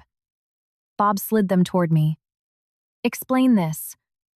I looked at the number circled in red pen. $4,500. The date the money was deposited into the company account was the exact same day the internal ledger noted a sudden capital injection of $4,500 to cover a missing balance. My heart hammered against my ribs. I knew this day would come. I had just prayed it was buried deep enough in the archives that no one would notice. "That was a personal loan I made to the company," I said. "I see the promissory note," Bob said. "The problem is, why did you personally loan the company the exact amount of cash that was missing from the vault on the exact day Thomas was scheduled to audit the books?" I looked down, pretending to read the paper. The company needed emergency liquidity. Bob's voice was low, but it left no room for escape. "Sarah, I am trying to build a case that you are the victim of a cover-up. You cannot demand Derek, Brenda, and Jessica tell the absolute truth if you are hiding something that makes you look guilty." I dropped the paper. "It was 5 years ago. I didn't steal anything. I didn't say you did. So what are you terrified of?" I looked out the window. A mother was biking past, her toddler hugging her waist. It reminded me of myself 5 years ago, convinced that if I just patched the hole, the family boat would keep floating. "I'm terrified people will think I'm just like Brad," I whispered. Bob took off his glasses. "A mistake you made 5 years ago doesn't invalidate the truth today. But hiding it will." I closed my eyes. And then I told him the truth. 5 years ago, Lawson Industrial had just landed 2 massive manufacturing contracts. Receivables were delayed, vendors were demanding payment, and Thomas called a family meeting to audit the accounts. That night, Brad came home late. He sat on the porch, chain smoking. When I brought him water, his hands were shaking. I asked what was wrong. I lost money, he said. How much? 4,500. He confessed that an old buddy had begged him for a bridge loan to secure a massive load of auto parts, promising to pay it back with interest in 10 days. Brad took the petty cash without asking Thomas. 10 days later, the friend's phone was disconnected, and his warehouse was empty. I was horrified. You stole from the company vault to loan to a scammer? Brad put his head in his hands. I know I messed up. But if Dad audits the books tomorrow and finds out, he'll strip me of my VP title. He'll humiliate me. He looked up, his eyes bloodshot. Do you want me to lose everything? I want you to take accountability. I will. Just give me time. Sarah, please help me this one time. I swear on my life I'll never touch company money again. We just have to plug the holes so Dad doesn't see it. I looked at the small safe in our bedroom. Inside were the diamond stud earrings my mother left me. Keep this for yourself, she had told me. Don't burn it all on your husband's family. I fought with him all night. But by dawn, seeing him slumped over the kitchen table, I caved. I told myself he just made one dumb mistake. I told myself if Thomas found out, it would tear the family apart. I told myself marriage meant for better or for worse. That morning, I went to a jeweler and sold the diamonds.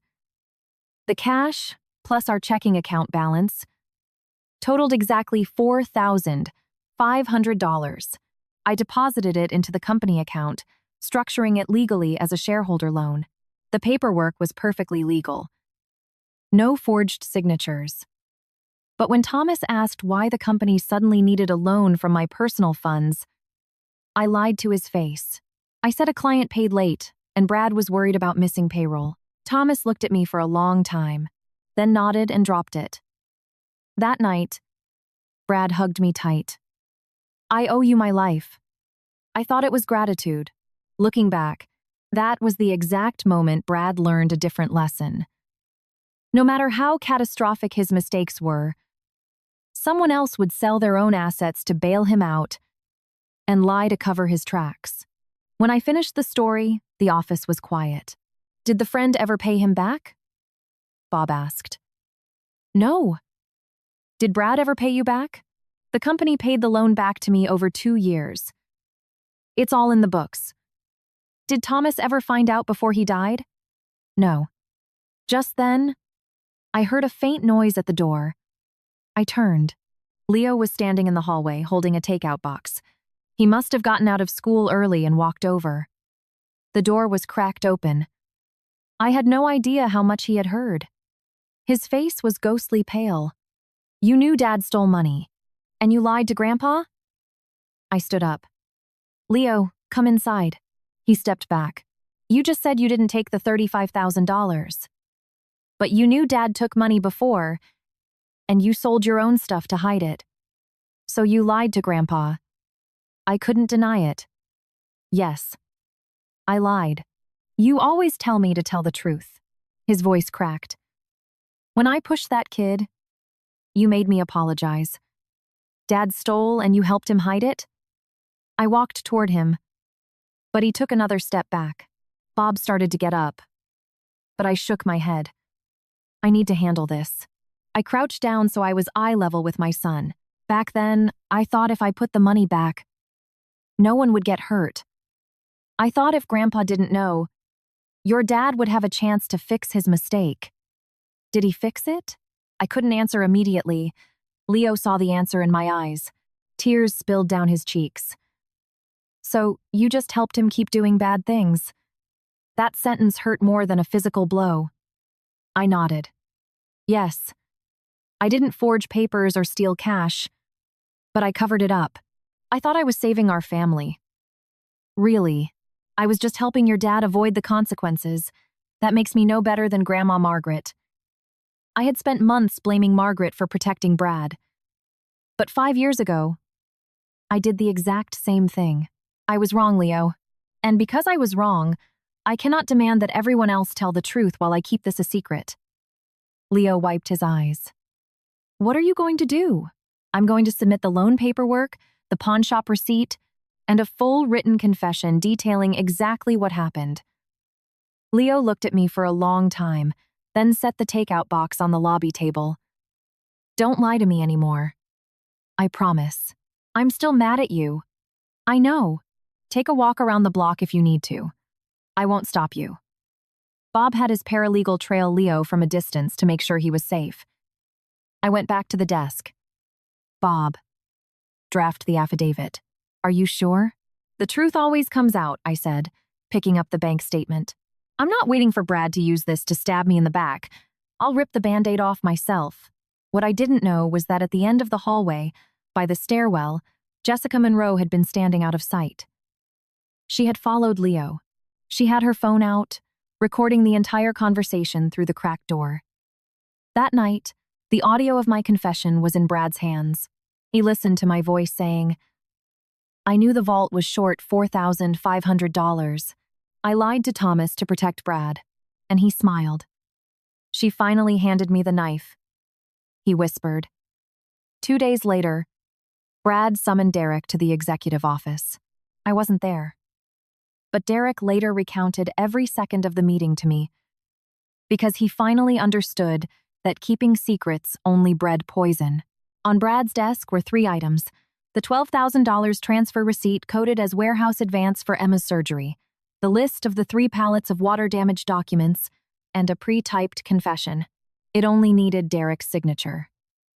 Brad slid it across the mahogany desk. Read it. Derek read the first paragraph and went pale. The document stated that Derek unilaterally ordered the accounting archives moved to the damp warehouse, causing them to mold, and subsequently ordered their destruction. It also stated that Derek failed to log incoming shipments, resulting in phantom inventory. If he signed it, Derek would be legally admitting to destroying evidence and falsifying warehouse manifests. You want me to take the fall for all of it? Derek asked. Not all of it. Just the warehouse mismanagement. But I didn't create those fake delivery manifests. You're the warehouse manager. The records are under your roof. If someone pulled data out, it happened on your watch. Derek glared at his brother. You ordered those pallets moved. Is my signature on an order form? Brad asked smoothly. Derek was speechless. Brad leaned back, his voice dropping into a comforting, brotherly tone. Just sign it, Ty. Derek, I'll hire a lawyer to spin it as administrative negligence. You'll keep your job, and I'll completely forgive the $12,000 you owe the company. If I don't sign? Brad tapped the $12,000 wire receipt. Then the company immediately calls in this unauthorized advance. You'll have to explain to the police why $12,000 of corporate funds ended up in your personal checking account while the warehouse logs are missing data. You know exactly what that money was for. Emma was in the hospital. I know, but the paperwork doesn't say hospital. It says inventory advance.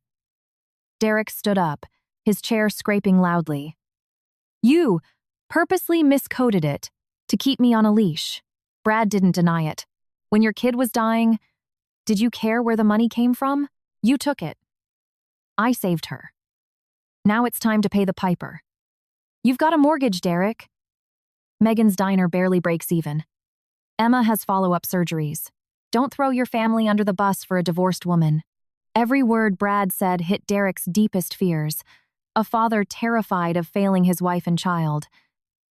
Derek took the confession paper home. That night, he sat at the kitchen table, staring at a cold plate of food. The pen lay next to the document. Megan came home late from her diner, smelling like fryer grease. She saw him sitting in the dark and didn't speak immediately. She washed her hands, pulled up a chair, and looked at the paper. How long were you planning to hide this from me? She asked. Derek jumped.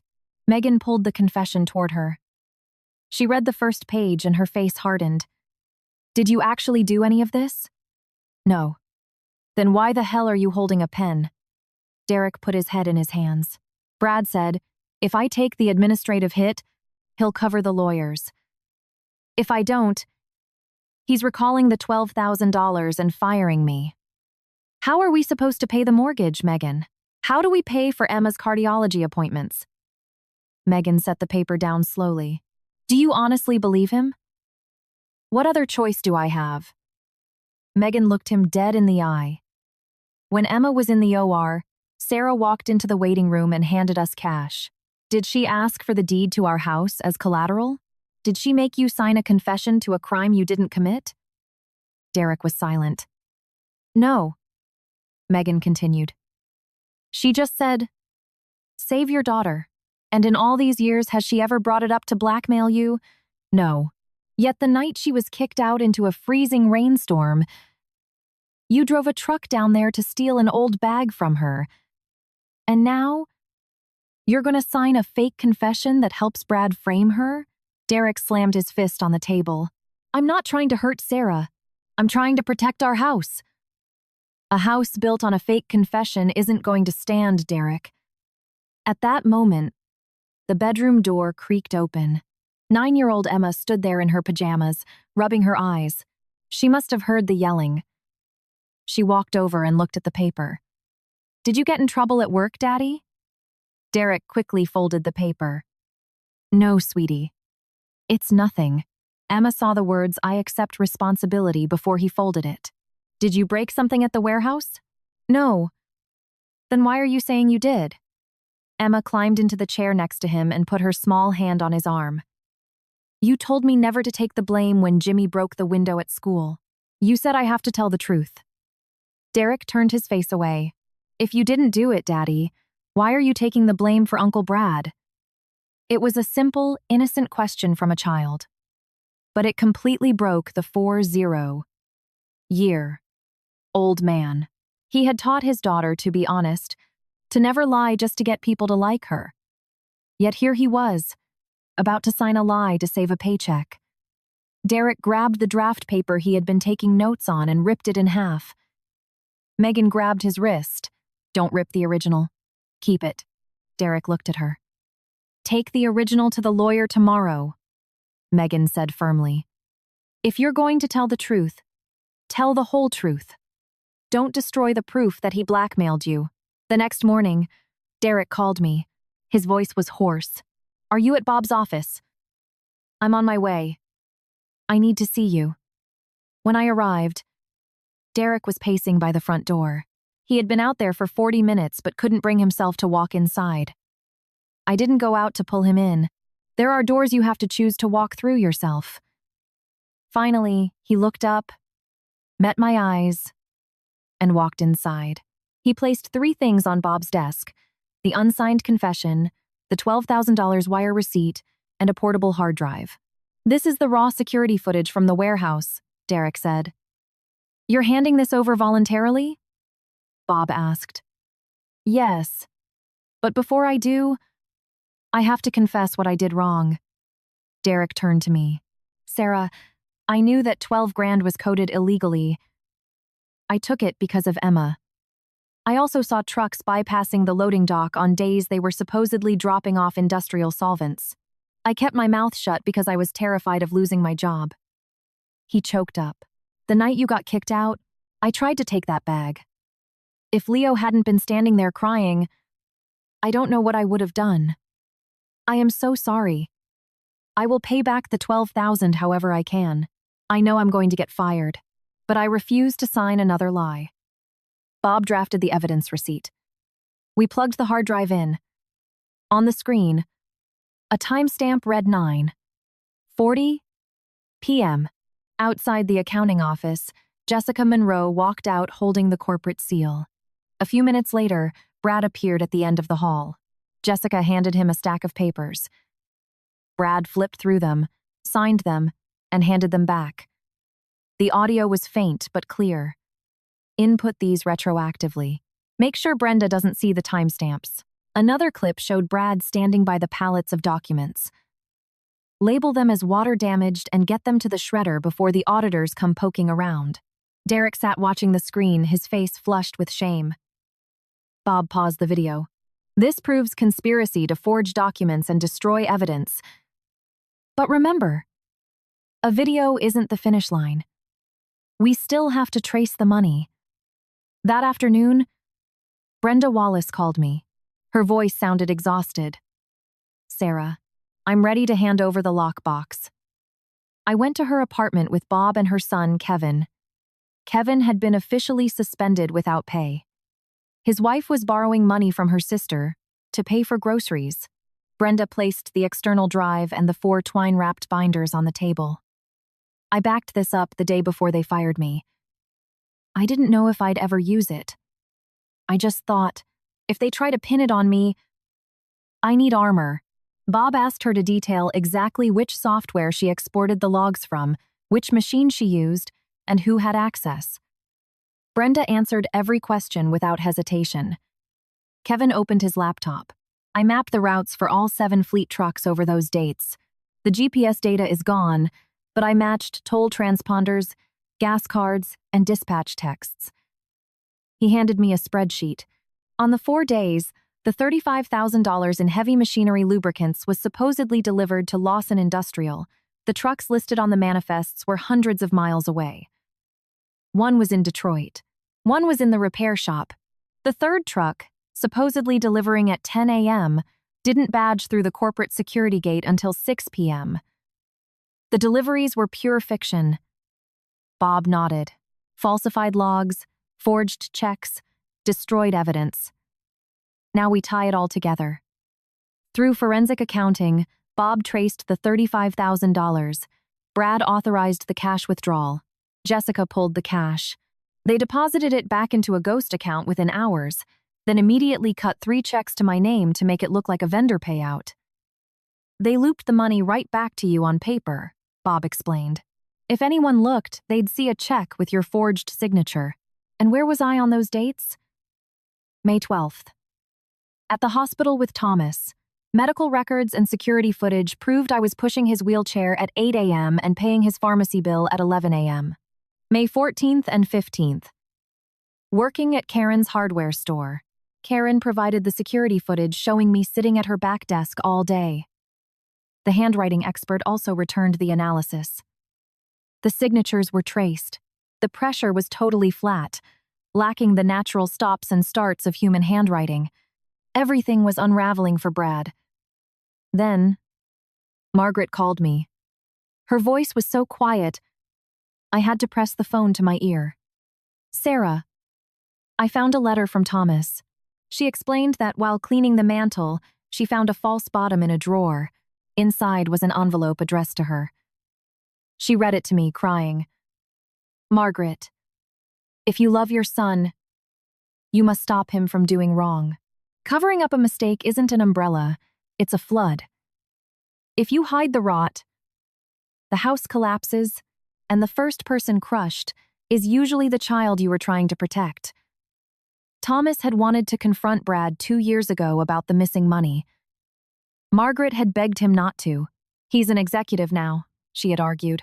If you blow this up, the business partners will laugh at us. Let's handle it behind closed doors. But closing the doors didn't fix the rot. It just locked the truth outside. Sarah, Margaret wept. I need to tell everyone the truth. But if I do, Brad is going to go to prison. I'm so scared. I looked at Leo doing his homework at the kitchen table. Margaret, if you stay silent, you're guaranteeing he never finds his way back. 3 days later, Brad played his final card. The edited audio recording of my confession regarding the $4,500 leaked. It spread through the family group chats. Then, someone emailed it to the middle school PTA. The audio had been heavily spliced. The part where Brad stole the money was gone. The part where I sold my own diamonds to cover it with a legal loan was gone. It was just me saying, I knew the vault was short $4,500. I lied to Thomas to protect Brad. That one sentence was enough to shift the narrative. Suddenly, I wasn't the victim. I was a co-conspirator in financial fraud who threw her husband under the bus during a divorce. At my catering job, my manager pulled me aside. Sarah, I have to ask, were you involved in embezzling from your husband's company? I covered up a mistake he made 5 years ago, I said calmly. I used my own money to replace it. and I lied to my father-in-law about why we needed the cash. She sighed. I believe you're a hard worker. But the rumor mill is spinning. It's bad for the plant's reputation. By lunchtime, Leo called me from Mr. Evans's office. I rushed to the school. Leo was sitting at a desk, staring at a classmate's phone. The audio clip was playing. Some kid's mom played it in the car line, Mr. Evans said quietly. The kids were airdropping it to each other. Leo looked at me. Is it true? It's true that I said those words. It's true I covered for him 5 years ago, but the tape is cut to hide the context. Leo laughed bitterly. You keep saying you want the truth, but when I hear your voice on that tape, you sound just like Dad. I know. And I have submitted the full truth to the court. That afternoon, a black luxury sedan pulled up to the Fox River cabin. Brad got out, holding a box of brownies from the bakery Leo loved. He wore a crisp blue shirt, looking like a dad just dropping by for a casual visit. Leo froze on the porch. Hey, buddy. Brad smiled. Got you some brownies, can I come in? I unlocked the gate but stood in the middle of the walkway. You can see him on the porch. You aren't coming inside. Brad frowned. Do you think I'm going to steal the silverware? I'm setting a boundary. Brad rolled his eyes, gave Leo the brownies, and then pointed to the back of his car. I brought that electric scooter you wanted. Go check it out. The moment Leo walked toward the car, Brad's face hardened. How far are you going to push this, Sarah? Stop calling me Sarah. I'm giving you an off-ramp, he said. What off-ramp? Drop the asset division lawsuit. Stop handing documents to Bob Sterling. If you do, I'll drop my petition for full custody. I stared at him in disbelief. You're trying to trade our son for a plea deal? I'm protecting him. Look at the rumors going around school. You really think Leo wants a mother known as an embezzler? You leaked that audio to his school? Brad smirked. I just sent it to a few concerned parties. What they do with it is out of my control. He leaned in close. Think about Leo. If this goes to trial, his dad gets investigated. The company goes bankrupt. The family is humiliated. Do you want him to carry that shame? The person who should feel shame is the person who committed the crime, I said evenly. Not the person who exposed it. Even if you win the assets, you lose your reputation. That audio proves you're dirty. I looked at the man I had loved for 19 years. Every time he screwed up, his only concern was how to bury it. I used to be terrified of our family breaking, so I sold my mother's diamonds to save him. Now he was using that exact same fear, just swapping the family for Leo's future. I spoke clearly, enunciating every word. I am not bargaining with my son, and you cannot use his future to buy my silence. Brad scoffed. Don't act so high and mighty. You hid that $4 grand. You're guilty too. Yes. Which is why I already filed a sworn affidavit with the court, detailing the entire event, along with the pawn shop receipts and the company repayment ledger. I outed myself before you even leaked the tape. Brad's face completely froze. The smugness vanished. His ultimate blackmail material was useless because I refused to hide it. Just then, Leo walked back. He placed the car keys on the porch rail. I heard you, Dad. You said you'd drop the custody thing if Mom backed off. Leo, this is grown-up stuff. I am the stuff, Leo yelled. I want to live with Mom. I want to stay at my school. I'll still visit you. But you can't use me to make Mom shut up. Brad reached out. You don't understand, buddy. Your mom is destroying our family. Leo shook his head. Mom never told me to hate you. She said I could still love you. But if you really love me, stop making everyone lie for you. Brad stood there, his mouth open, but no words came out. He looked at his son, then at me. Finally, he grabbed his keys and walked quickly to his car. The box of brownies sat untouched on the railing. The shiny new electric scooter leaned against the fence, looking completely out of place. Brad thought he could buy loyalty with a scooter, but what Leo needed wasn't a toy. He needed a father who wouldn't put a price tag on the truth. 2 days later, Margaret called me. Her voice was devoid of its usual arrogance. Bring Leo to the main suburban house tomorrow afternoon. I've called Brad, Derek, Jessica, and Brenda. Bob Sterling can come too. I want everything out in the open. I asked, why now, Margaret? Because I'm tired of people using the word family to hide behind. The next afternoon, I walked into the house I had been evicted from. The front porch was dry. The puddle where Thomas's bag had landed was gone. But stepping through the door still made my chest tight. Leo walked beside me, gripping his backpack straps. In the living room, Margaret sat beneath Thomas's memorial portrait. Derek and Megan sat tightly together on the sofa. Brenda and Kevin were in the corner. Jessica sat alone near the door, looking pale but defiant. Brad arrived last. He stopped when he saw me, then took a seat opposite the room, refusing to look at anyone. Bob Sterling set his briefcase on the coffee table. Before we begin, let me be clear. This is not a courtroom. We aren't issuing verdicts. The authorities have the evidence. We are simply clarifying the facts for the family. Brad crossed his arms. Then why are we here? Margaret looked up. Because I believed your lies, and I need to stop. Bob opened the first file. Jessica pointed at Brad. He told me the forged withdrawals were just to float some temporary cash flow. You're the accountant. Brad shot back. You executed the transactions. You take the liability. Jessica let out a dark laugh. You're saying I acted alone? The texts you sent me? The video of you taking the paperwork from me? All fake? If you weren't greedy, you wouldn't have done it. Brad yelled. Jessica stood up.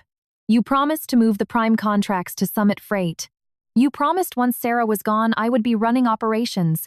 You promised to marry me. Brad looked at her with pure disgust. You think I'd marry a woman who turns on people the second she gets scared? Jessica went white. The two of them, who had stood under the umbrella laughing while I was thrown into the freezing rain, were now ripping each other to shreds. Their relationship was never built on love. It was built on stolen money and mutual leverage. Bob laid out Brenda's ledgers, Kevin's truck logs, and the Summit corporate filings. The evidence was undeniable. The shipments were fake. The camera footage showed Brad ordering the destruction of the archives. Brad turned his rage on Derek. You gave them the cameras? I paid for your kid's surgery. Derek didn't flinch. You didn't pay for it. You took it from the company and coded it as an advance to keep a leash on me. I've already arranged a payment plan to return the $12,000. I accept my punishment. But I'm done being your scapegoat. Brenda stood up. I have fault here too. She looked at me. I didn't forge the papers. But I saw the anomalies. I knew you were being framed, and I hid the backups because I was terrified Kevin would be fired. I'm sorry, Sarah. I know sorry doesn't give you those months back. I accept your apology, Brenda. I said. It takes time to rebuild trust. But you did the right thing in the end. Finally, Margaret stood up. She gripped the edge of the table. I have to confess. She looked at Brad. 2 years ago, your father found the discrepancies. He wanted to audit you. I stopped him. I told him to keep it in the family. She turned to me. The bag Thomas left. I found it. I saw the envelope with your name. I was terrified he was giving you secret money, so I hid it. The night of the divorce, I was so angry I threw it at you. I told the neighbors you ran away. I lied. Brad jumped up. Did they force you to say this? Mom, shut up. No one forced me. Margaret screamed back. You forced us. You forced all of us to lie to protect you. You're not saving the company. You're just hoarding cash for yourself. She pointed at Thomas's photo. Your father said covering up rot just makes the house collapse. I didn't listen. Now look at us. Brad looked around the room. No one was on his side. Jessica glared at him with venom. Derek sat tall. Brenda had flipped, and his own mother had just ripped away his final shield. Suddenly, Brad turned to me. His voice dropped. He took a step forward. Then, shockingly, dropped to his knees right in the middle of the living room. Everyone froze. Sarah. I messed up. I was drowning in debt from bad investments. I panicked. Please. Think of Leo. Give me a way out. I looked at the man I had married. Years ago, I would have rushed to pull him up. I used to be so terrified of seeing him fail that I pawned my jewelry and lied to my own father-in-law. But today, his knees hitting the floor didn't move me. Because dropping to your knees to beg for mercy is a lot easier than standing up and taking accountability. Get up, Brad. I don't want you on your knees. I want you to face the consequences of what you did. Brad looked at Leo. Leo, buddy. I did all this to build a bigger company for you. Leo stepped away from me. I have a question, Dad. Anything? Son, ask me.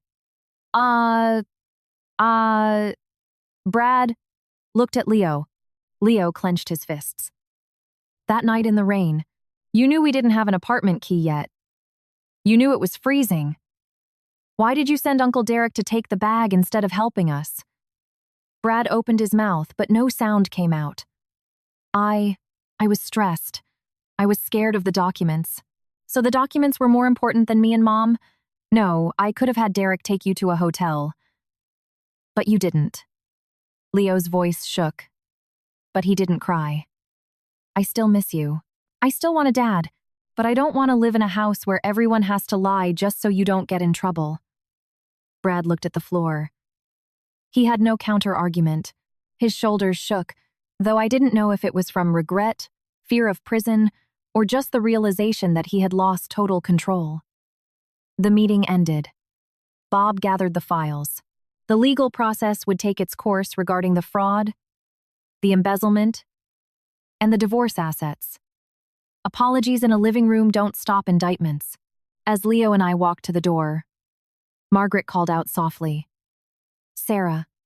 I stopped. She looked at Leo, her hands trembling, too ashamed to reach out and hug him. I'm sorry. I hear you, Margaret, but an apology is where accountability begins, not where it ends. She nodded, tears streaming down her wrinkled face. I took Leo's hand and we walked out the front door. This time, there was no sound of a heavy door slamming shut behind us, just the quiet echo of a family realizing that the silence they used to protect their home was exactly what destroyed it. 11 months later, late November arrived again in Illinois. The air turned crisp, the leaves completely gone from the trees. The scent of pine and lake-effect snow mixed with the smell of roasted chicken and garlic drifting from the kitchen of the Fox River cabin. The roof didn't leak anymore. The rotting wood had been replaced, though I kept the old mantel and the vintage dining table. One side of the cabin was my room and Leo's room. The other side was my home office, lined with accounting binders. Leo's new wooden desk sat by the window overlooking the river. He was in 8th grade now. He had grown taller, his voice dropping. He was quieter than before the divorce, but he no longer jumped when someone mentioned Lawson Industrial. That morning, as he packed his backpack, he asked, Mom, can I go see Dad this afternoon? I paused, wiping my hands on a dish towel. Did you set it up with him? Uncle Derek called. Dad wants to meet at Bob's office. Do you care if I go? Why would I care? Because he hurt you. I walked over and leaned against his doorframe. Your dad did terrible things. He's paying the price for them. But he is still your father. You wanting to see him doesn't mean you agree with what he did. Leo nodded. I know. Brad's petition for full custody was thrown out long ago. The judge saw through the smear campaign. Mr. Evans, Mrs. Gable, and the forensic evidence proved I was a stable, protective mother. The audio of my $4,500 confession had caused a stir.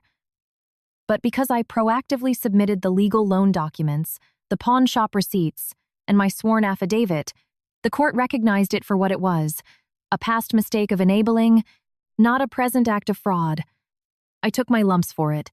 I stopped using the phrase for the sake of the family to justify compromising my morals.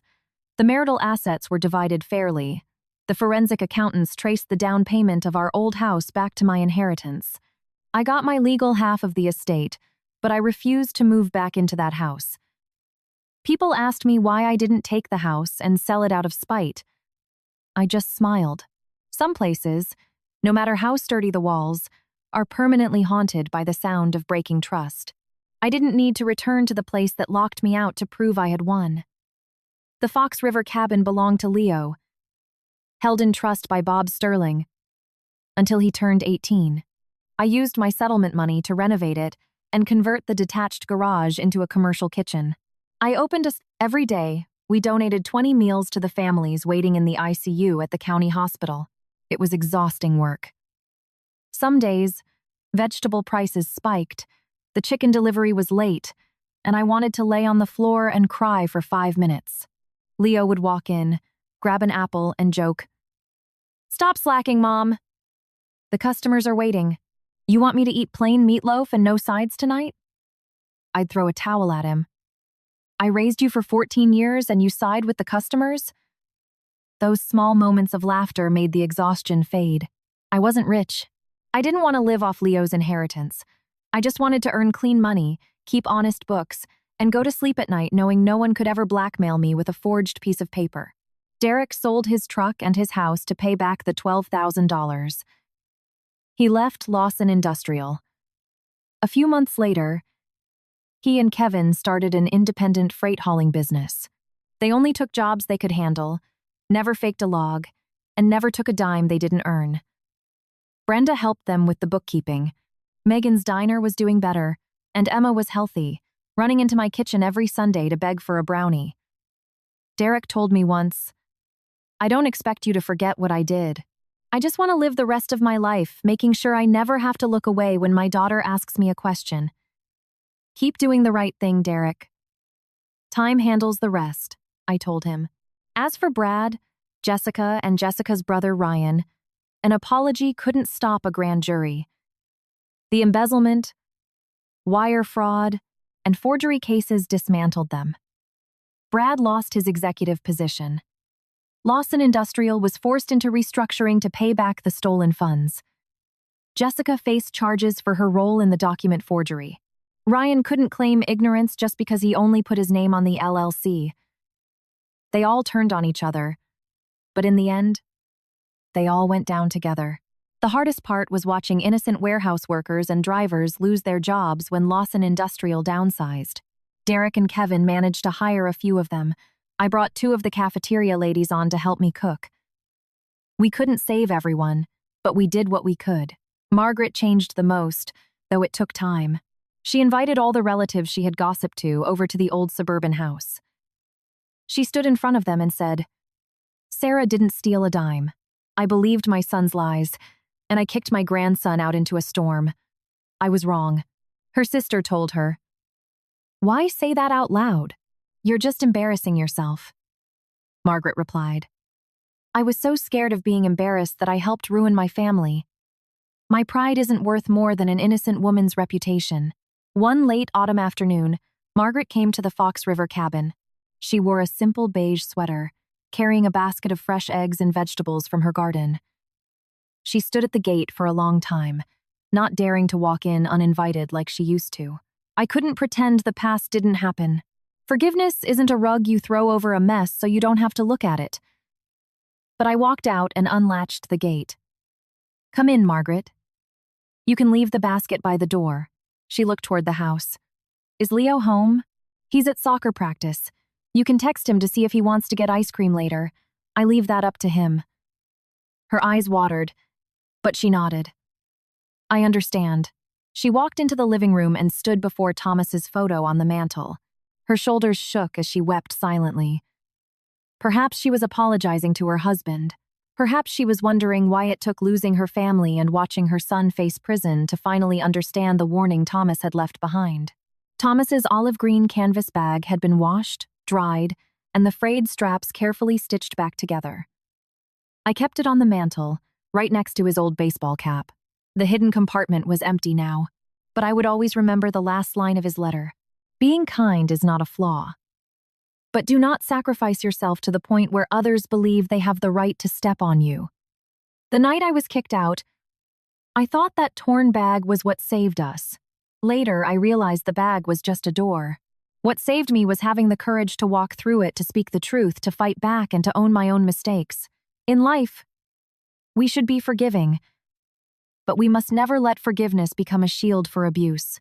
Biting your tongue might keep the peace temporarily, but tolerating cruelty only teaches cruel people how far they can push you.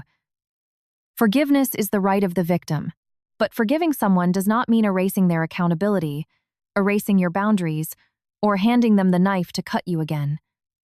A home doesn't shatter because the truth is spoken. It begins to rot the day the people inside see the truth and choose to look away. If today's story resonated with you, please give the podcast a like. If you have thoughts or want to share what you would have done in Sarah's shoes, leave a comment below. Thank you for listening to the end.